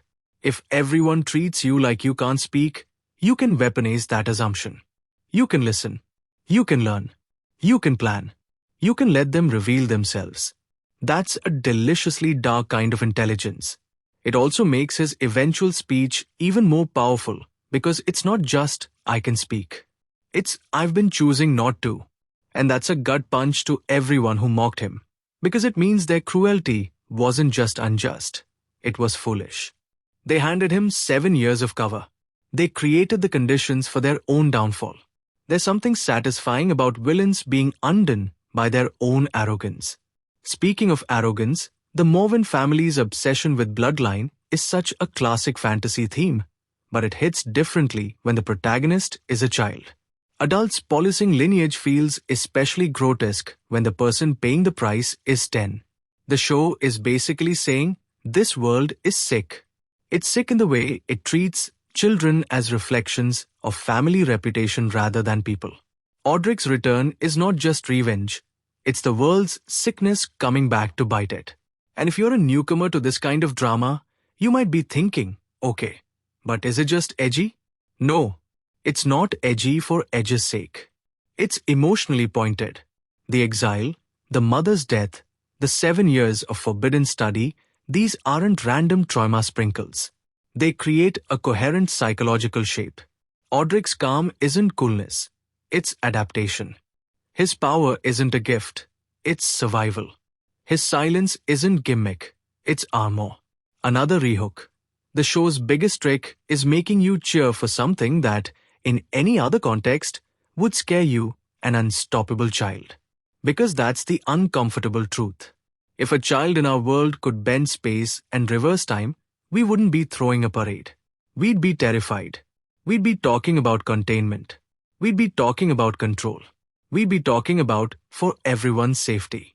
The drama is playing with that discomfort, whether it knows it or not. It's making you root for the anomaly because you know the world wronged him. But it's also asking, quietly, what happens when the wronged person becomes the most powerful person in the room? And that's where Malagos matters again. The Dark Wizard's soul is the story's way of externalizing the fear. What if his power isn't purely his? What if it's influenced by something darker? What if the cost of survival is corruption? That's compelling. It's also tragic. Because if Aldric does become feared, the world will use Malagos as an excuse to dehumanize him again. See, we were right. He's dangerous. It's the perfect trap. The world creates a monster and then points at the monster as justification. If the show wants to really hurt us, it will have characters who were wrong about Aldric still be right about Malagos. Not in a way that justifies the exile, but in a way that complicates the future. It would force Aldric to grapple with the possibility that his revenge could become what they always accused him of being, a threat. I'm also curious about how the drama handles the moral optics of forbidden magic. Forbidden spells are often framed as inherently evil, but sometimes they're just forbidden because they threaten authority. The show could go either way. If forbidden magic is genuinely dangerous, then Aldric is playing with fire and time. If forbidden magic is forbidden because it breaks institutional control, then Aldric is a revolutionary by accident. Both readings are interesting. The best version of the show lets both be true. The magic is dangerous, and it's also suppressed for political reasons. That's realistic. That's how real-world knowledge works too. Okay, another tangent, but a fun one. The name Malagos has that old-school fantasy villain mouthfeel. You can practically taste the consonants. And I appreciate that the show doesn't try to make it subtle. Sometimes you want the dark wizard to sound like a dark wizard. Not every antagonist needs to be named Greg. Now, what about the queen being awed by Aldric's leaking magic? Or is not loyalty? Or is not trust? Or can turn into obsession? It can turn into fear-driven admiration, the kind that makes rulers want to own what they admire. The queen might see Aldric as a weapon for the crown. Merlin might see him as a pivot point in history. Emery might see him as a research miracle. The patriarch might see him as a family asset. None of these are about Aldric as a person. They're about Aldric as a function. And Aldric, who was once treated as useless, is now being treated as useful. That's not healing. That's another form of objectification. The show has the chance to say something sharp here. Being valued only for power is not being valued at all. Another rehook. What if Aldric's greatest victory isn't making them bow, but refusing to belong to any of the systems trying to claim him? Because that's the path of true autonomy. And it's hard. It's lonely. It means turning down comfort and recognition, because comfort and recognition come with strings. A 10-year-old making that choice would be heartbreaking, but also powerful. It would make the show more than a revenge story. It would make it a story about self-definition. Let's also talk about the potential emotional rhythm of the show. The premise suggests a slow simmer leading to a big gala eruption. That's a satisfying structure because it mirrors Aldric's containment. Quiet scenes of mockery and underestimation, then sudden displays of reality bending magic. If the show keeps alternating between quiet cruelty and awe-inducing power, it creates a push-pull that keeps you engaged. You dread the cruelty, you crave the payoff. That's basic drama math, but it works. The risk, as I mentioned, is repetition. The solution is escalation. Each mockery scene should feel different. Maybe the mockery shifts from overt insults to subtle social exclusion. Maybe it becomes political gaslighting. Maybe it becomes "we're so concerned about you," the fake kindness that's actually a knife. If the show does that, it stays fresh. And it also reflects how real cruelty evolves when the target stops being powerless. And I'm going to say this, sometimes the most satisfying revenge isn't the big magical flex. It's the small moment where someone who used to ignore you suddenly has to ask you a question politely. That's humiliation in slow motion. If the show sprinkles those moments in, where Aldric doesn't even have to do anything, he just exists and forces people to adjust. That's the good stuff. Okay, I want to dig into the show's emotional palette. There's grief, obviously. There's rage. There's cold calculation. But there's also, weirdly, wonder. Because Aldric mastering space arrays and elemental anomalies isn't just revenge training, it's also learning.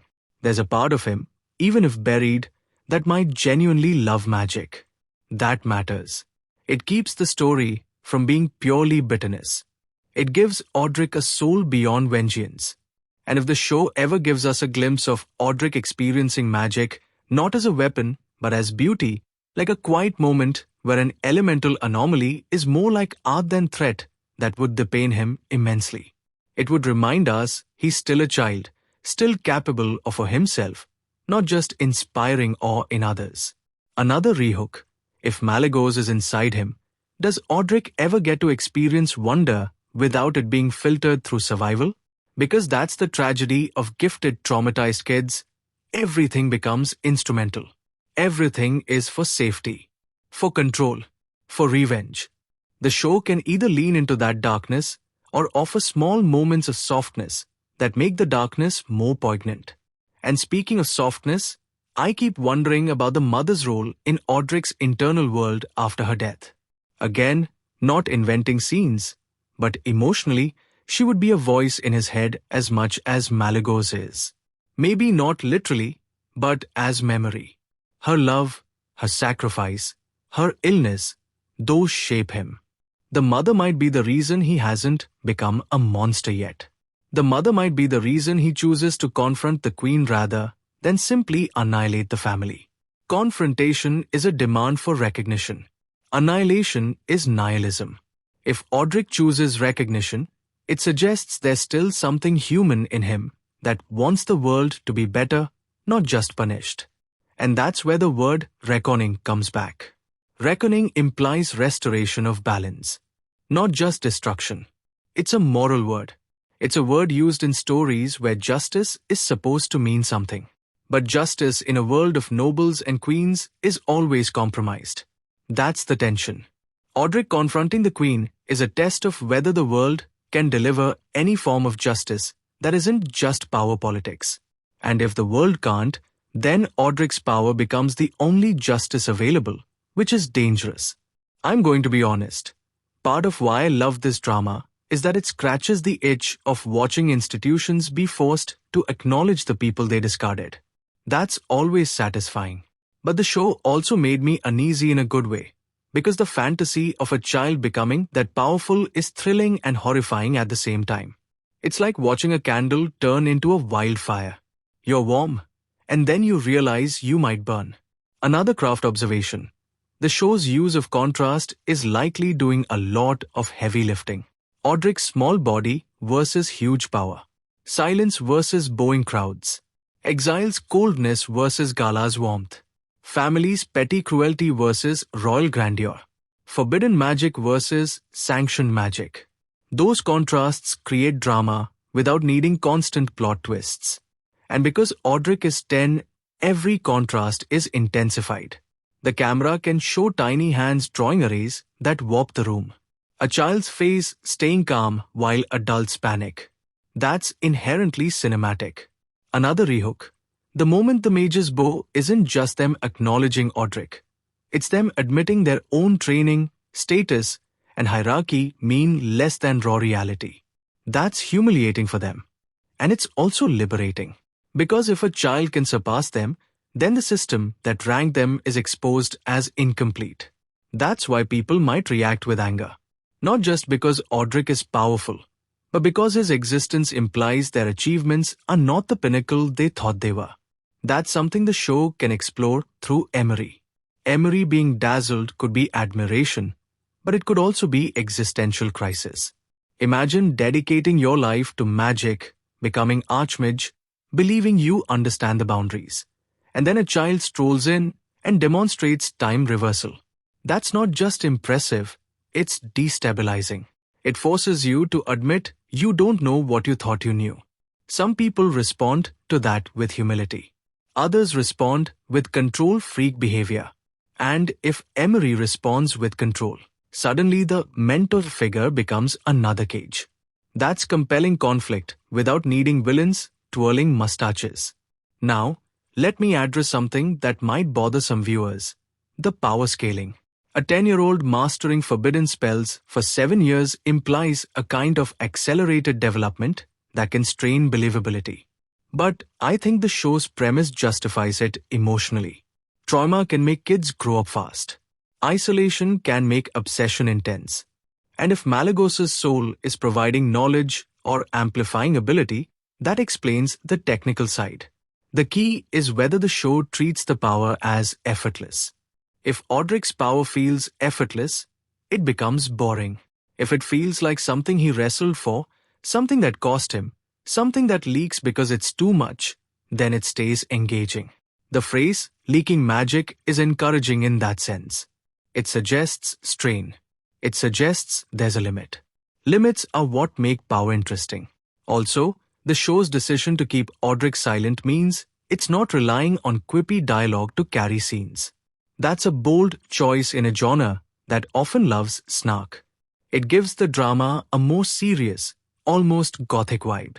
Not gothic in the vampires and lace sense, but gothic in the sense of haunted interiors, inherited sins, family rot, and a child carrying a darkness bigger than himself. If that's the vibe, then the cinematography should be moody. Deep shadows in Morven halls. Cold light in exile flashbacks. Warm, suffocating gold at the gala. Magic lighting that feels alien.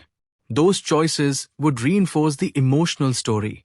Aldric is a shadow child returning to a world of chandeliers. Another rehook.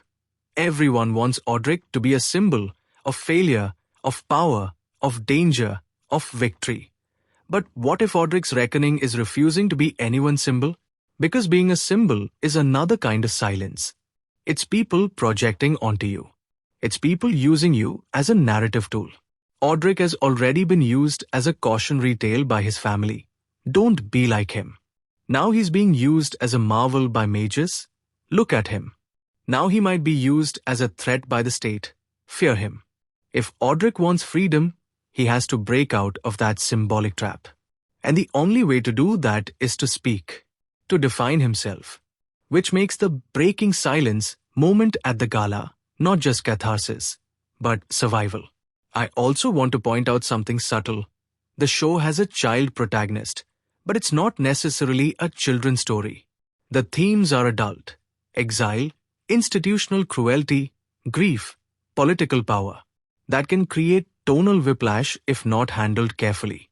But if the show commits to treating Aldric seriously, treating him as a child, yes, but not as a joke, then it can actually feel more intense than an adult-led fantasy. Because seeing cruelty aimed at a child hits harder.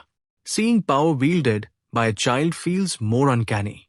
It creates discomfort that an adult protagonist wouldn't create. That's probably why the show stuck with me. It's uncanny. It's watching childhood and apocalypse share the same phase.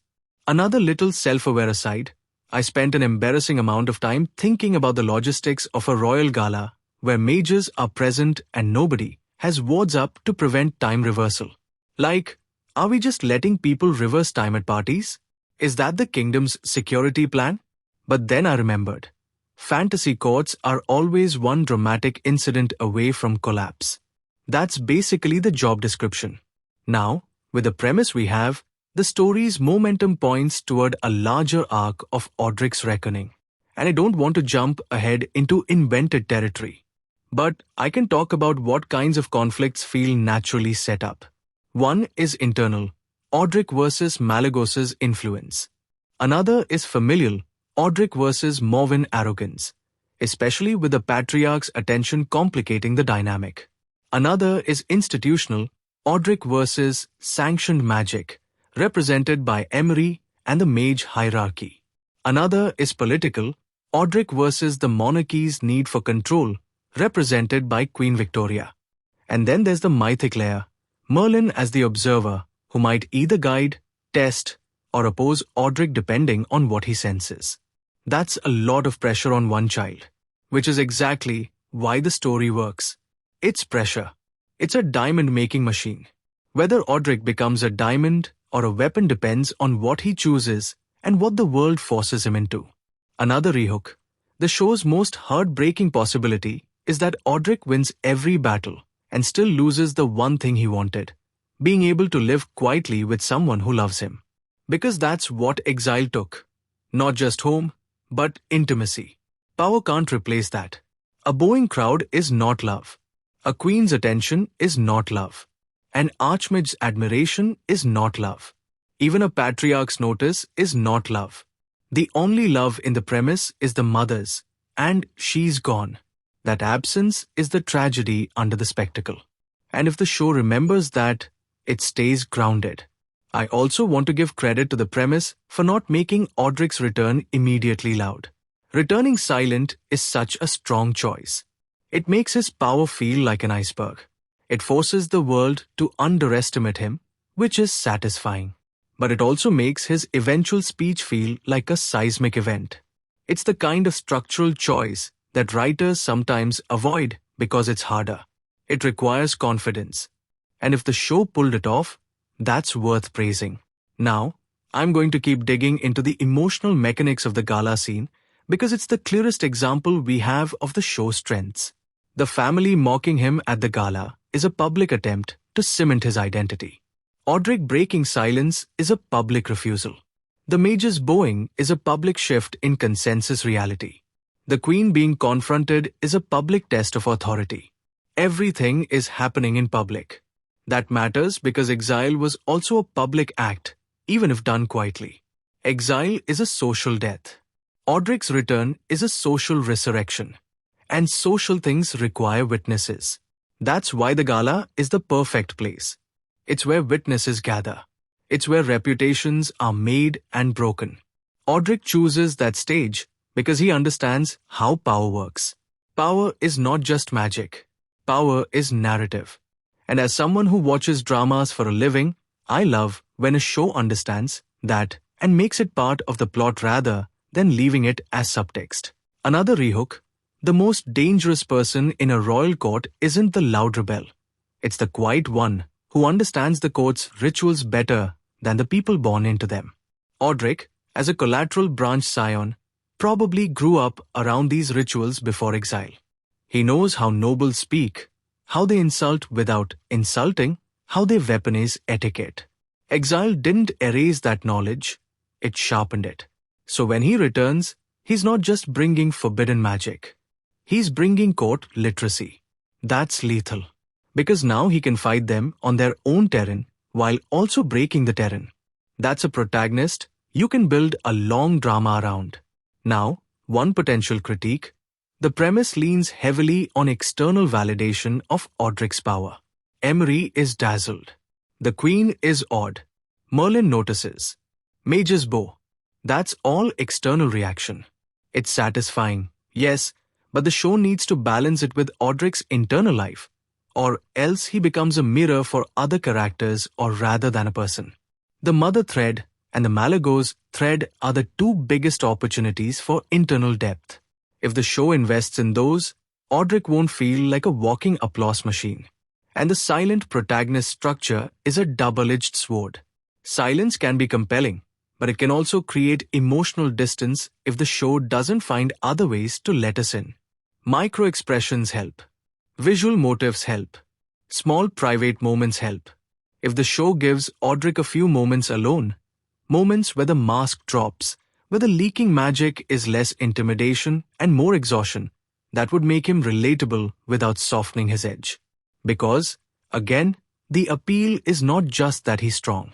It's that he's a child who had to become strong in a world that wanted him gone. Another personal note, because why not? There's a particular scene energy implied by the premise, Aldric standing in a room where everyone expects him to be powerless. And that energy reminds me of the first time I ever had to speak up in a room of people who had already decided I didn't belong. Not the same stakes, obviously. Nobody was reversing time. But that body feeling is universal. The heat in your neck, the dryness in your mouth, the awareness of eyes. The show captures that kind of tension, just amplified into fantasy. And that's why it resonates. Another rehook. If the world has finally heard Aldric's voice, what does Aldric do with it? Does he use it to burn, to build, or to disappear? Because those are the three options for someone like him. Burn the world that hurt you. Build a new world where it can't happen again. Or disappear, because visibility is pain. The drama's title suggests burning and dominance, but the premise's emotional weight suggests building might be the more interesting path. And disappearing would be the saddest. I'm going to keep going, because there's still so much to unpack about the ethics of time reversal, the seductive danger of being called Archmage at 10, and the way the show frames respect as both victory and trap. As both victory and trap, because that's the paradox this drama keeps circling without ever having to announce it. Aldric comes back, wanting acknowledgement, and the universe finally gives it to him in the most cinematic way possible. But acknowledgement is just the pretty name we give to being studied. The moment you're recognized, you're also categorized. And once you're categorized, you're manageable. That's what courts and institutions do. They turn people into a file. They turn anomalies into an agenda item. And the cruel punchline is that Aldric's entire life has already been one long process of being turned into a file. Mute, failure, collateral branch. The show is basically asking whether the new file will be any kinder, Archmage, prodigy, asset. It's not a coincidence those labels all sound like they belong in a ledger rather than in a bedtime story. If you felt that tightening sensation during the gala scene, like the air itself was bracing for impact, it's because the drama is doing something very old and very effective. It's making social violence feel physical. People love to pretend words don't hit. But this story keeps showing you that words are spells too. The family's mockery is a kind of enchantment. A repeated chant meant to keep Aldric small. And when he breaks silence, he's not just speaking, he's casting counter-magic. Let me stay in that idea for a second, because it reframes everything in a way that made me appreciate the writing even more. In a world with literal spells, the most common form of magic might still be narrative. Whoever tells the story of who you are gets to decide what you're allowed to become. The Morvins told a story, Aldric is defective. The court told a story by accepting that exile, Aldric is irrelevant. The mage world told a story by not challenging the label. Aldric is not worth studying. And then Aldric walks in and, without raising his voice, writes a new story in front of their faces. Here's a question that kept buzzing in my head while watching, and it might keep buzzing in yours too. If Aldric can reverse time, can he reverse a lie once it's been believed by everyone? Because time reversal is a flashy, direct power. Social lies are sticky, indirect power. You can rewind a shattered glass, sure, but can you rewind the moment a room decided you were nothing? Can you rewind the years your name became a joke? That's why the bowing matters. It's the first visible crack in a lie that's been cemented for years. And the show's choice to have mages bow, not just nobles, is such a subtle flex. Nobles bowing could be framed as politics. Mages bowing is different. Mages are supposed to be the people who understand reality's rules. They're the professionals. So when they bow, it signals something deeper than etiquette. It signals epistemic surrender. We thought we knew what you were. We were wrong. That's a bigger humiliation than any insult. Now, I'm going to take a surprisingly gentle stance on something a lot of people might want to treat as purely hype. The bow before the 10-year-old hook is fun, but it's also a little tragic. Because bowing to a child is not normal. It shouldn't be normal. It's an inversion that feels satisfying only because the world was already sick. In a healthy world, a child doesn't need to dominate adults to be safe. A child doesn't need to become Archmage to avoid exile. A child should be protected, not feared. So every time someone bows, there's a part of me that cheers, and a part of me that quietly mourns that this is what it took. That tension, that split reaction, is where the drama lives for me. Another thing I found myself appreciating is how the story uses underestimated, not as a temporary misunderstanding, but as a structural feature of class. Aldric isn't underestimated because he's shy. He's underestimated because the people around him have a worldview that requires him to be small. If you're from a collateral branch, if you're labeled a failure, the world doesn't just out you. It needs you to fail to confirm its own hierarchy. That's why their mockery feels so relentless. It's not personal alone. It's ideological. It's them defending the notion that the family tree has a correct order and Aldric belongs at the bottom. If you've ever watched someone cling to a belief even when evidence contradicts it, you know how believable this is. People will ignore reality to preserve status. They will call miracles tricks. They will call competence luck. They will call survival undeserved. And the show seems very aware of that human ugliness. Another rehook, because the deeper you get into this drama, the more it becomes less about spells and more about power. The real question isn't whether Aldric can make them bow. It's whether he can make them stop needing someone to bow on. Because a hierarchy doesn't disappear just because it flips. If Aldric becomes the new top, the structure is still intact. It's just a different person standing on the neck.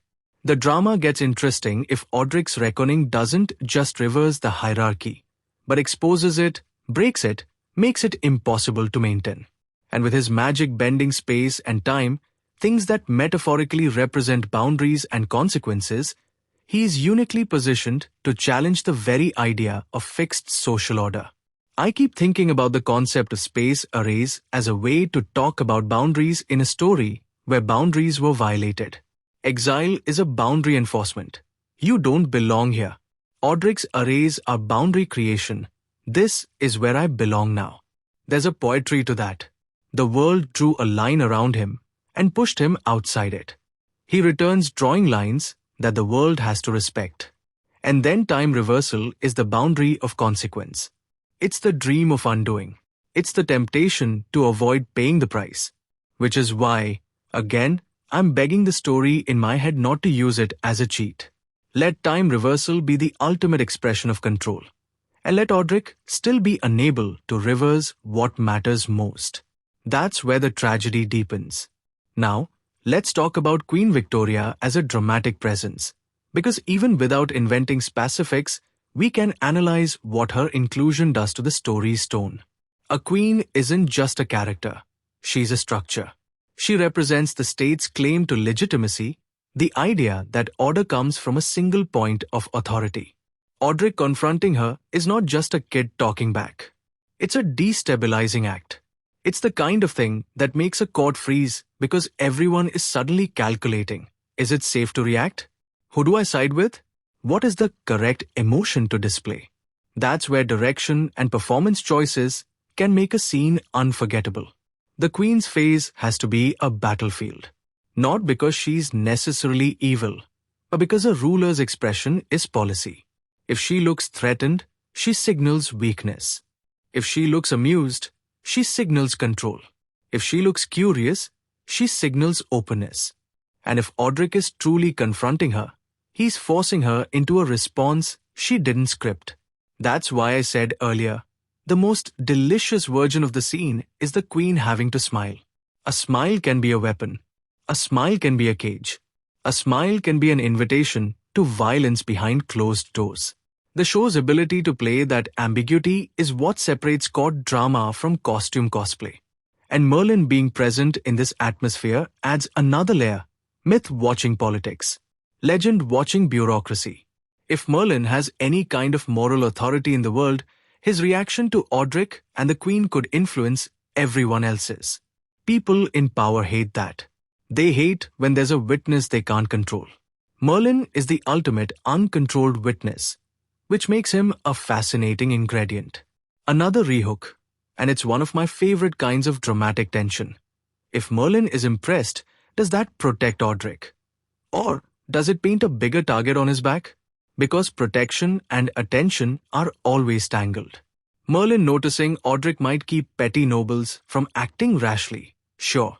But it also tells the entire world, this child matters.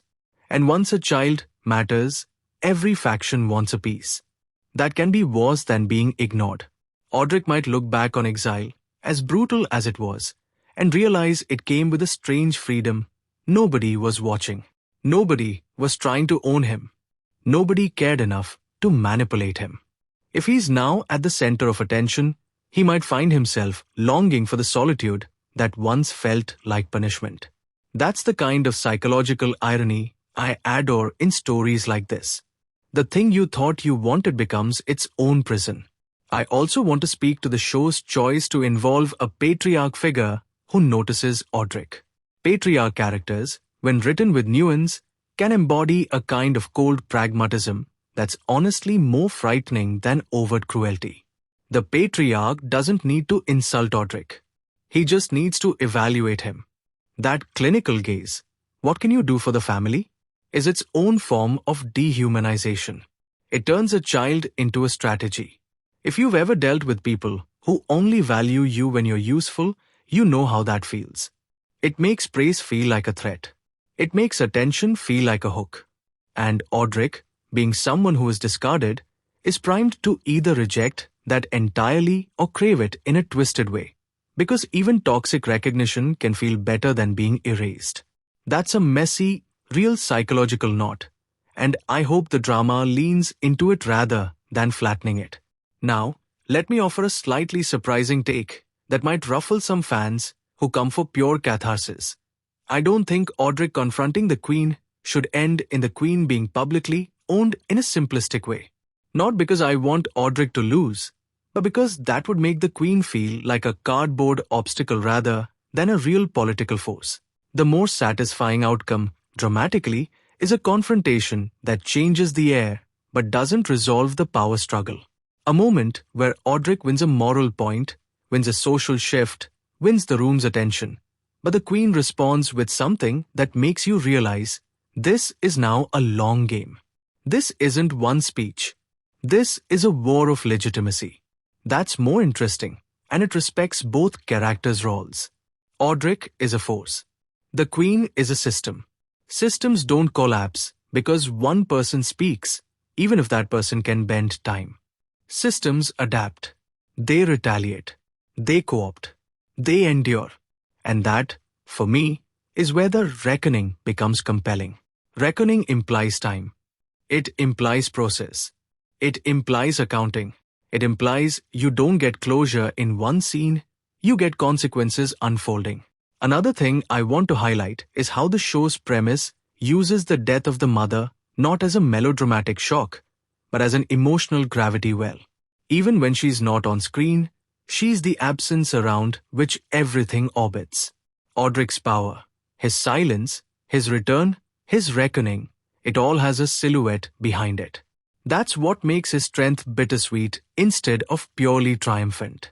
And I'll admit, that part got to me more than I expected.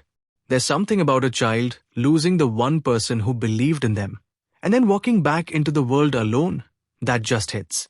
It's not a complex emotion, but it's a deep one. You feel protective. You feel angry. You feel that primal desire for the universe to compensate him somehow, even though you know it can't. That's why the bowing scene is catharsis. It's the universe compensating him in the only language this world seems to understand: submission. Another rehook, because we're getting into the heart of why this drama sticks. What if the point isn't that Aldric is powerful, but that he's learned to weaponize the very things that we use to break him? Silence, once a label, becomes strategy. Underestimation becomes camouflage. Exile becomes training ground.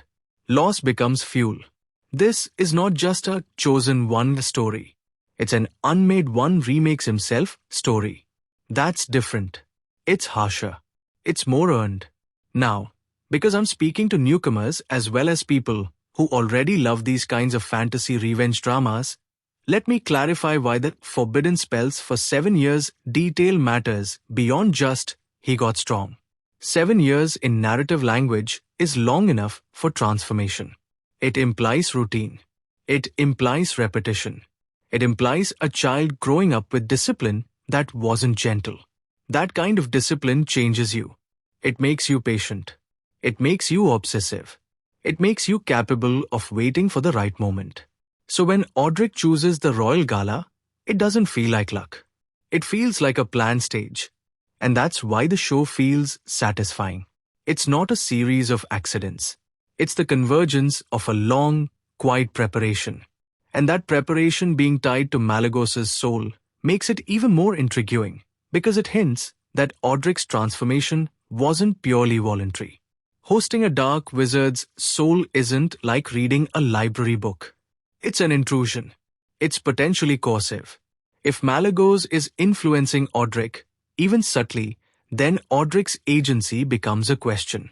That's a great theme for a revenge story, because revenge already flirts with losing yourself.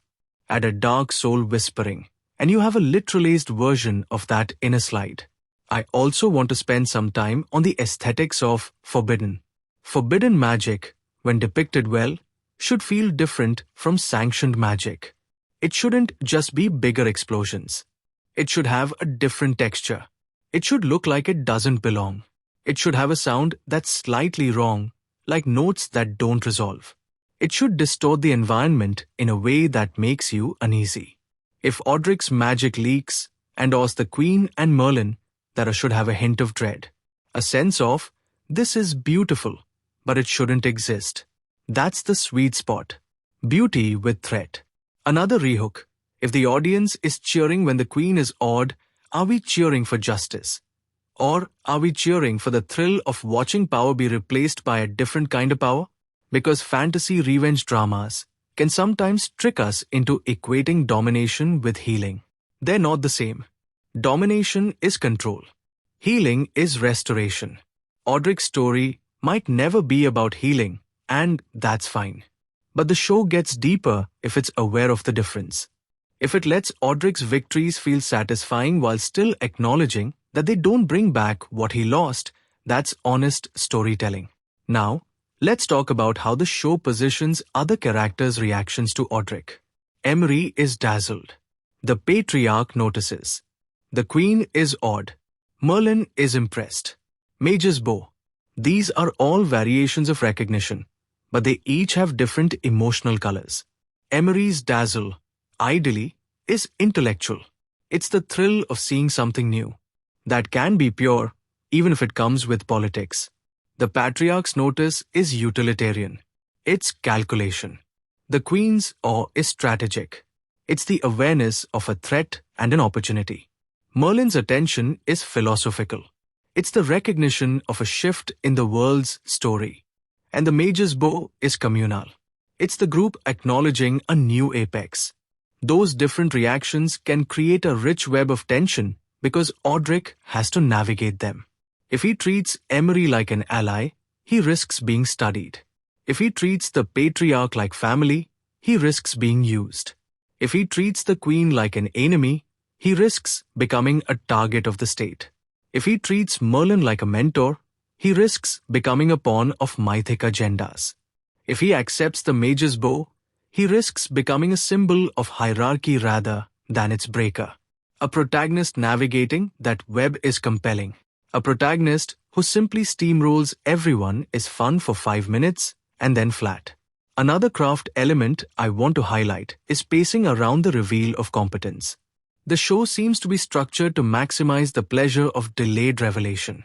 You know Aldric is powerful, or at least you strongly suspect it because of the premise, but the world doesn't. So you're sitting in that delicious dramatic irony. Every insult lands differently because you know it's wrong. Every mockery is a fuse. The key is not to blow the fuse too early. The show holds it until the gala, and that's smart. But what's even smarter is that it makes the revelation public. It's not Aldric privately showing his power to one person. It's Aldric making the world witness. That's why the bowing scene has weight beyond spectacle. It's a consensus shift. It's not just somebody knows now. It's everybody knows now. And in politics, everybody knowing is everything. Another rehook, because this is where the drama really earns its title. The bowing isn't the climax of Aldric's arc. It's the inciting incident of Aldric's arc, whoever Aldric is meant to be in the story's language.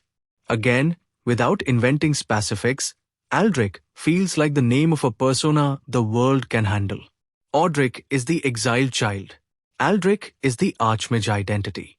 The moment people bow, Aldric can no longer be just Aldric. He becomes Aldric in the eyes of the world, the figure, the symbol, the threat, the promise. And the tragedy is that Aldric may not want to be that figure, but the world will insist. This is where the drama's emotional tension can deepen into something almost existential. Can you remain yourself when everyone else needs you to be a role? I want to talk about the show's use of humiliation as a narrative tool. Humiliation is powerful because it's social. It involves witnesses. It's contagious. When someone is humiliated, others join in to avoid being associated with weakness. That's how Aldric was treated. People mock him not just because they hated him, but because mocking him signaled loyalty to the family hierarchy. It signaled, I'm not the one you can exile. When Aldric turns the tables and makes Mage's bow, he's not just humiliating individuals. He's humiliating the entire social script. He's forcing witnesses to participate in a new ritual. Instead of laughing, they bow. Instead of excluding him, they acknowledge him. It's the same social machinery, just pointed in a different direction. And that's why I keep saying the story's real depth will depend on whether it interrogates that machinery. Does Aldric simply take the throne of humiliation? Or does he break the mechanism? Now, let's be honest. Sometimes we, as viewers, just want the throne. We want the bully to be bullied. We want the arrogant to be humbled. It's satisfying. But the show has the opportunity to do both, give us the satisfaction, and then ask us to sit with its implications. Another rehook, the most haunting possibility, is that Aldric becomes what the world expects of him next. A weapon, because the world refuses to offer him any other role. Because what options does he have? He can't go back to being invisible. He can't go back to exile. He can't resurrect his mother. If the world only recognizes him as Archmage-level power, then he's going to be treated like a weapon whether he likes it or not. And that external pressure can shape him into something colder, even if he doesn't want it. This is why I'm fascinated by the dynamic of Aldric leaking magic. Leaking implies he doesn't have perfect control. It implies that under stress, his power manifests regardless of intention. That creates vulnerability. And vulnerability is crucial because it keeps him from being a pure fantasy of dominance. It keeps him grounded in the fact that he is still, fundamentally, a child. A child carrying too much. There's also a really compelling metaphor in the idea of magic leaking in response to social pressure. It's like the body reacting, like panic, like adrenaline, like trauma responses. Aldric's power isn't just a tool, it's a nervous system event. When people mock him, the magic leaks. When the queen watches, the magic leaks. That suggests his power is tied to emotion, which is dangerous because emotions are unpredictable, especially for a child. And if Malagos is inside him, that unpredictability becomes even more frightening. Now, on the performance side, I want to give a lot of imaginary credit to the actor playing Aldric because a role like this is deceptively difficult. Playing silent and underestimated, but secretly powerful, can become stiff or smug if not handled carefully. The performer has to convey layers without dialogue. He has to be readable, but not too readable. He has to be calm without being blank. He has to be intimidating without being cartoonish. That's hard, especially when you're also conveying grief, trauma, and a dark presence inside. The best performances in roles like this make you feel like the character is always thinking. Even when they're still, there's a sense of internal motion, like a storm behind a frozen lake. That's what makes you watch. That's what makes silence compelling rather than boring. Another rehook, because I know some of you are here for the craft talk too. The drama's smartass choice is treating silence as an active element of the soundtrack, not just the absence of dialogue. When a character is silent, the world's sounds become louder. Shoes on marble, fabric shifting, a goblet set down too hard, a noble's laugh a little too sharp. The show can weaponize those sounds to create tension. Then when magic leaks, the sound design can distort. Maybe the room's ambient noise drops out. Maybe you hear a low hum.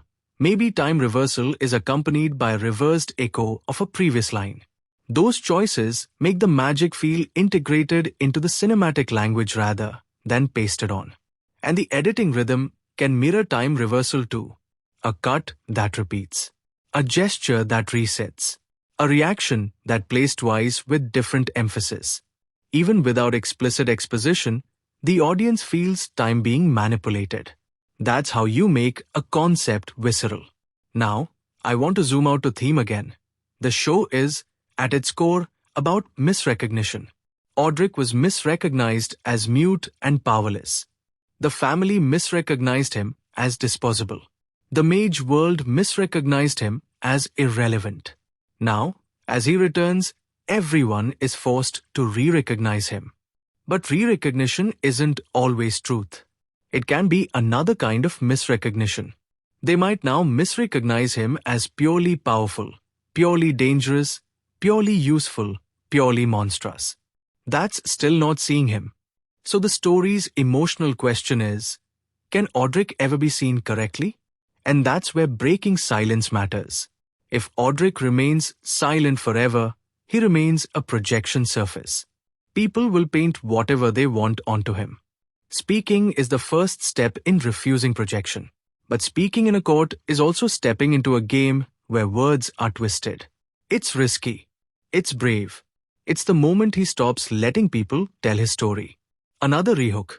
The drama isn't just asking who is Aldric. It's asking who gets to name him. Because naming is power. Calling him mute is power. Calling him failure is power. Calling him Archmage is power.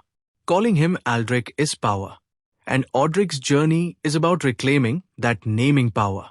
That's why the title's command, Bo, feels like a naming act. It's forcing the world to name him differently through ritual.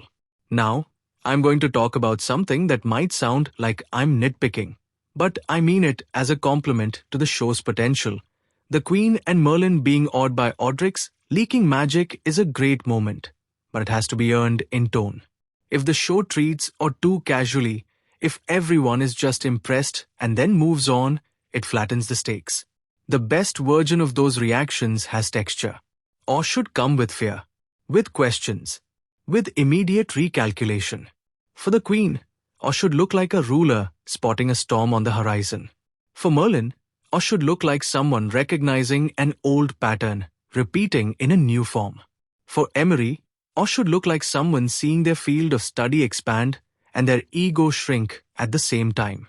Those are different flavors of awe, and the show can make them distinct through acting choices. The Queen's controlled stillness, Merlin's quiet intensity, Emery's intellectual hunger. And then the Mage's bowing should feel like a social quake. It shouldn't be too smooth. There should be hesitation. There should be the sound of knees bending. There should be someone in the back who doesn't want to bow, but does anyway because the room is bowing. That's how real social shifts happen. Not through unanimous enlightenment, but through people conforming to a new reality because resistance feels dangerous. Another rehook. If Aldric can make mages bow, what does that do to the entire magical hierarchy? Who loses status, who gains it, and who decides to get rid of him before he reshuffles the deck? Because that's the political fallout. A new apex threatens everyone beneath, not just the villains. Even good characters might feel threatened. They might worry about their students, their positions, their safety. They might worry about the precedent. If a child can become Archmage level through forbidden means, what does that encourage others to do? What does that do to the ethics of magic? Suddenly Aldric isn't just a person, he's a precedent. That's such a rich source of tension that doesn't require inventing new villains. It's institutional anxiety. And it ties back to Malagos. Because if the world finds out Aldric hosts the soul of a dark wizard, again, staying within the premise, that becomes a perfect justification for fear-driven policy. The Queen could claim she's acting for the realm. The mage institution could claim they're acting for safety. The family could claim they were right to exile him. The same lie that hurt him could be repurposed. That's why Aldric's reckoning has to be careful. He has to control the narrative, or the narrative will control him. Now, I want to talk about why the show's moderate spoiler structure works for a review like this. The big emotional beats in the premise are the exile, the 7-year forbidden mastery, the return, the recognition by powerful figures, and the gala confrontation where he breaks silence and mage's bow. Those are the spine. You can talk about them without revealing every twist because the real appeal isn't the surprise. It's the experience. It's how the show makes you feel the shift. Even if someone knows he breaks silence at the gala, they still want to watch how it happens. The timing, the looks, the sound, the breath in the room. That's why the drama works. It's not a puzzle box. It's a pressure cooker. Another rehook. What makes this drama addictive isn't the plot. It's the sensation of watching a room's power dynamics flip in slow motion. And that sensation is all about build-up. The show has to make the mockery feel oppressive enough that the release feels like relief, not just spectacle. It has to make you uncomfortable. It has to make you angry. It has to make you want Aldric to do something. Then when he does, you feel it like a weight lifting. But the show also has to avoid making that discomfort gratuitous. If the cruelty is too prolonged, it can become exhausting. The balance is delicate. Enough cruelty to justify the reckoning, but not so much that the show feels like it's indulging in child suffering for shock. From the premise, it seems to be walking that line by focusing on underestimation and mockery rather than graphic harm. Still painful, but not exploitative. Another thing I appreciated is the choice to have Aldric be silent rather than verbally sparring. A lot of revenge fantasies give the protagonist sharp comebacks as immediate gratification. This one withholds that.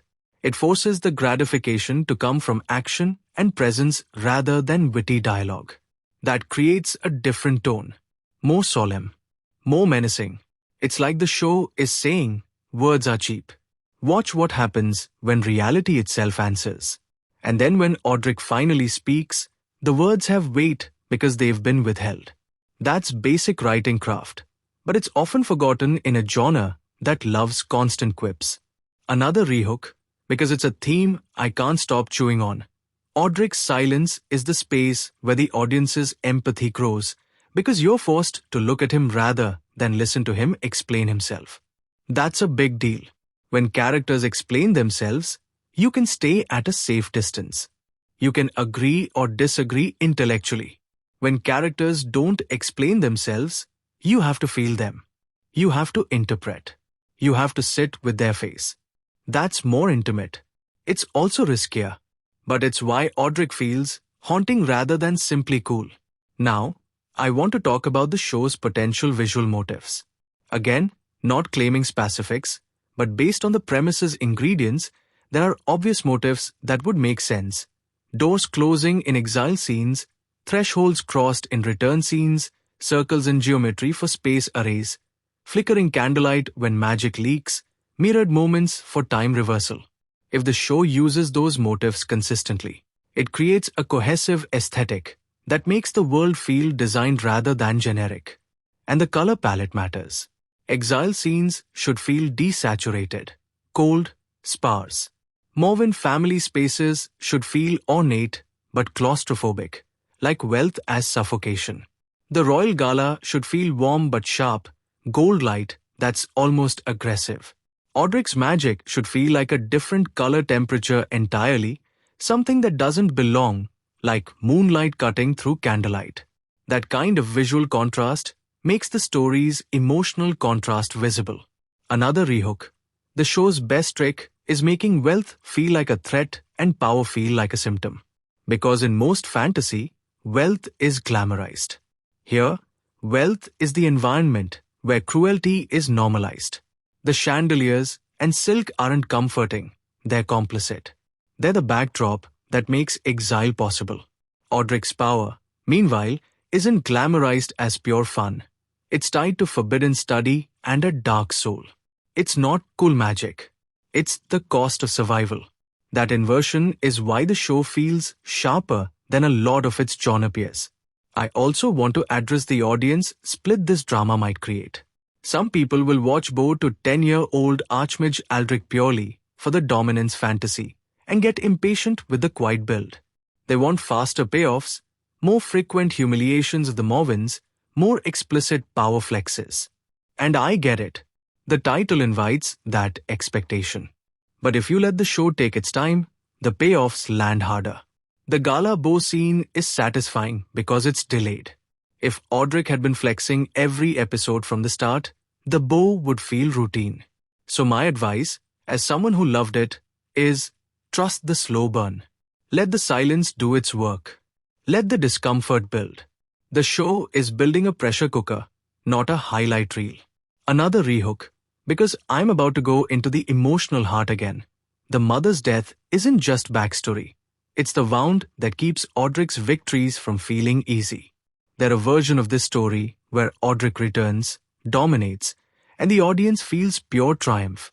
This show, if it's doing what the premise suggests, doesn't let you have pure triumph because it keeps reminding you why he needed to become this. His mother's illness and death aren't motivation points. They're a reality that can't be reversed no matter how much time magic he has.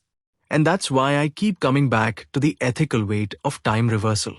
It's a symbol of ultimate control, but it's also a symbol of ultimate temptation. If Aldric can reverse time in a demonstration, the audience will naturally wonder, why not reverse her death? The show has to answer that question eventually, not necessarily with a plot twist, but with an emotional truth. Maybe he can't. Maybe it's too costly. Maybe it's forbidden even among forbidden. Maybe reversing death is different from reversing moments. Whatever the reason, the show needs to make it feel consistent because otherwise the grief becomes a plot hole. And yes, I'm aware I'm talking like a fantasy grief accountant. But when a story introduces time manipulation, it inherits the burden of emotional logic.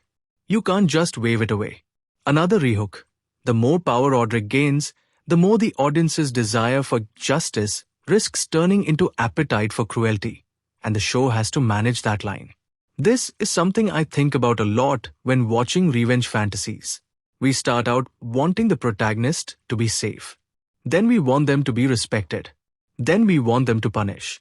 And if the story keeps escalating punishment as entertainment, it can slide into something ugly. The best revenge stories make you check yourself. They let you enjoy the catharsis, but they also show you the cost. They make you feel, at some point, a chill, oh, this is power. And that chill is important because Aldric is a child. If we cheer for a child becoming cruel, what does that say about the world? What does that say about us? The show's ability to hold that discomfort without preaching is what will make it memorable. Now, I want to pivot to the title again, because Bow to 10-year-old Archmage Aldric is almost comically on the nose. And I mean that affectionately. It's like the title is yelling the fantasy at you. But the story under it seems more nuanced than the title suggests. It's not just Bow because he's strong. It's Bow because you were wrong, and now you have to live with that. That's a more satisfying command. It's not worship, it's accountability. And accountability is exactly what aristocratic families hate. Another rehook. When a room full of people bows, the most dangerous thing isn't the bow. It's the silence afterward when everyone is waiting to see what the newly acknowledged power will do. That silence is where tension lives. Does Aldric forgive? Does he punish? Does he negotiate? Does he demand? Does he simply watch them squirm? The bow is a gesture of surrender, but surrender invites exploitation. The moral test is what Aldric does next. And because the premise ends with him confronting the queen to begin his reckoning, it suggests the show is aware that the bow is not the end. It's the beginning of the next phase. The reckoning isn't just about making people bow. It's about what happens after they do. At this point, I want to talk about what reckoning might mean in a story that includes monarchy and mage institutions. Reckoning could mean personal justice, punishing the Morvins, restoring Aldric's place, exposing the lie that branded him. But reckoning could also mean systemic change, questioning the practice of exiling collateral branch children, questioning the mage institution's role in endorsing labels, questioning the crown's complicity in aristocratic cruelty. The show has a chance to widen its scope without losing intimacy. Aldric's personal story can become the lens through which the world's hypocrisy is exposed. That's powerful storytelling. And because the protagonist is a child, the hypocrisy feels sharper. Adults build this world. Adults enforce these rules. A child suffering under them is an indictment. Another rehook. The drama's fantasy isn't what if a kid was powerful. It's what if the people who made the rules had to face the consequences of how they treated the powerless. That's why the queen matters. She is, in theory, the protector of the realm. If the realm allows children to be exiled unjustly, what does that say about her rule? Even if she didn't personally order it, her system enabled it. Aldric confronting her is him forcing the state to look at its own moral failure. And if the queen responds defensively, it reveals the state's priorities. If she responds thoughtfully, it opens the possibility of change. Either way, the confrontation is meaningful. I also want to highlight the role of Merlin as a moral compass possibility. Merlin, in many stories, represents wisdom beyond politics. If Merlin recognizes Aldric's power and the darkness of Malagos, he might be the only one who can speak truth to both sides. To Aldric, about the danger of becoming cruel, and to the court, about the cruelty that created this situation. That's the best use of Merlin. Not as a hype man, but as a mirror. But Merlin could also be a wild card. Wisdom doesn't always mean kindness. Merlin might see Aldric as a necessary disruption, or as a threat to be contained. That ambiguity is interesting because it prevents the show from having simple, good mentor roles. It keeps everyone morally alive. Another rehook. The show is at its strongest when it refuses to let any authority figure feel fully safe or fully righteous. And that's something I loved. The patriarch noticing Aldric isn't framed as salvation. Emery being dazzled isn't framed as purely benevolent. The queen being awed isn't framed as purely admiring. Merlin noticing isn't framed as purely protective. Every form of recognition comes with self-interest, fear, or agenda. That's realistic, and it makes Aldric's position more precarious. He can't simply join the good guys. He has to navigate a landscape where every hand extended might be a leash. Now, because I'm writing this like I've lived with the show for days, I want to talk about the emotional aftertaste it leaves. It's not just excitement. It's not just hype. It's a simmering anger at how easily a child can be discarded when they're inconvenient. That's the real villain of the story. Not one person, but the ease with which people participate in injustice when it benefits them. And the show's greatest satisfaction is watching that ease turn into discomfort. Watching people who are comfortable in their cruelty become uncomfortable in their fear. Watching their certainty collapse. That's what makes the bowing scene feel like more than a flex. It feels like moral gravity returning. Another rehook. If Aldric's magic can reverse time, can the world reverse its cruelty? Or is the only answer for the wronged to become too powerful to be hurt again? Because that's the bleak question. In a world like this, does justice come from institutions doing better or from victims becoming untouchable? The drama, as a revenge fantasy, leans toward the latter, but it also hints at the former through the idea of reckoning. A reckoning implies the world can be held accountable, not just dominated. And that's why I'm invested. Not because I think the show is going to become a utopian reform story, but because it's flirting with the idea that power could be used to force change rather than just punish. Now, I want to finally talk about my overall stance in a clear way without wrapping up yet, because there's still more to say. I loved Bow to 10-year-old Archmage Aldric. I loved it in that specific way, where you forgive a few genre familiarities because the emotional engine is strong and the craft choices are confident. The silence is bold. The build-up is satisfying. The world of courts and mages and mythic figures feels like it's being used for more than aesthetics. It's being used to talk about recognition, hierarchy, and the cost of survival. But loving something doesn't mean pretending it's perfect. The show's biggest vulnerability is its own premises temptation. It could lean too hard into dominance porn and forget the tragedy. It could turn Aldric into a one-note everyone bows machine and lose the human ache. It could use Malagos as a lazy excuse for any power jump. It could flatten authority figures into simplistic villains. If it avoids those traps, and from the premises texture, I think it mostly does, it becomes more than its title. Another rehook. The difference between a good revenge fantasy and a great one is whether the protagonist remains a person after the crowd starts chanting their name. And that's what I'm watching for in this story. Does Aldric remain Aldric, or does Archmage Aldric swallow him? Does he get to be a child at all? Does he get to laugh? Does he get to rest? Does he get to want something besides reckoning? Because a character with only one desire becomes mechanical. A character with conflicting desires becomes alive. I also want to acknowledge the show's potential appeal to different audiences. If you're a newcomer to fantasy dramas, the premise might sound ridiculous. A 10-year-old Archmage?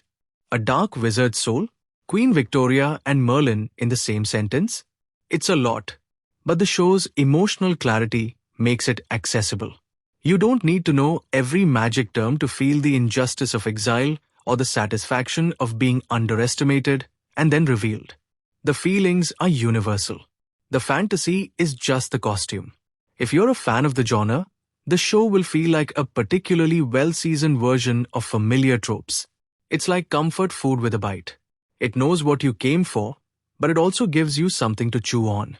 And if you're a critic-type viewer, someone who gets bored by simple power fantasies, the show's best argument for itself is its use of silence, its focus on social cruelty as a system, and its willingness to make recognition feel like a trap as well as a victory. That's where the nuance lies. Another rehook. The most compelling villain in this drama might not be a person at all. It might be the hunger of powerful institutions to own what they don't understand. Because once Aldric is recognized by Queen, Archmage, Patriarch, and Merlin, the story becomes a tug-of-war over him. And tug-of-wars don't require villains with evil laughs. They require competing interests. They require fear. They require ambition. The show can generate tension simply by having different powerful figures want different things from Aldric. And Aldric, at 10, is at the center, with a dark wizard soul inside him, with grief on his back, with a voice he's only just begun to use. That's a recipe for tragedy or transformation. Or both. Now, I'm going to do one more vivid reliving of a moment implied by the premise, because I want you to feel why the gala scene lands emotionally, not just intellectually. Picture Aldric standing under the warm, oppressive light of the royal hall. The air smells like perfume and wine and metal from too many rings. The noble's laughter is high and controlled. The mages cluster like storms in silk. Aldric's relatives angle their bodies in that subtle way that says, "You are not part of us," even when they're speaking to him. Someone says something cruel, and it lands not like a slap, but like a familiar ache, because he's heard versions of it for years. Aldric doesn't react the way they want. He doesn't shrink. He doesn't plead. His face stays almost too calm, and that calm starts to irritate them because it denies them the pleasure of his discomfort. The air shifts. A candle flame leans, not from wind, but from something bending the room's logic.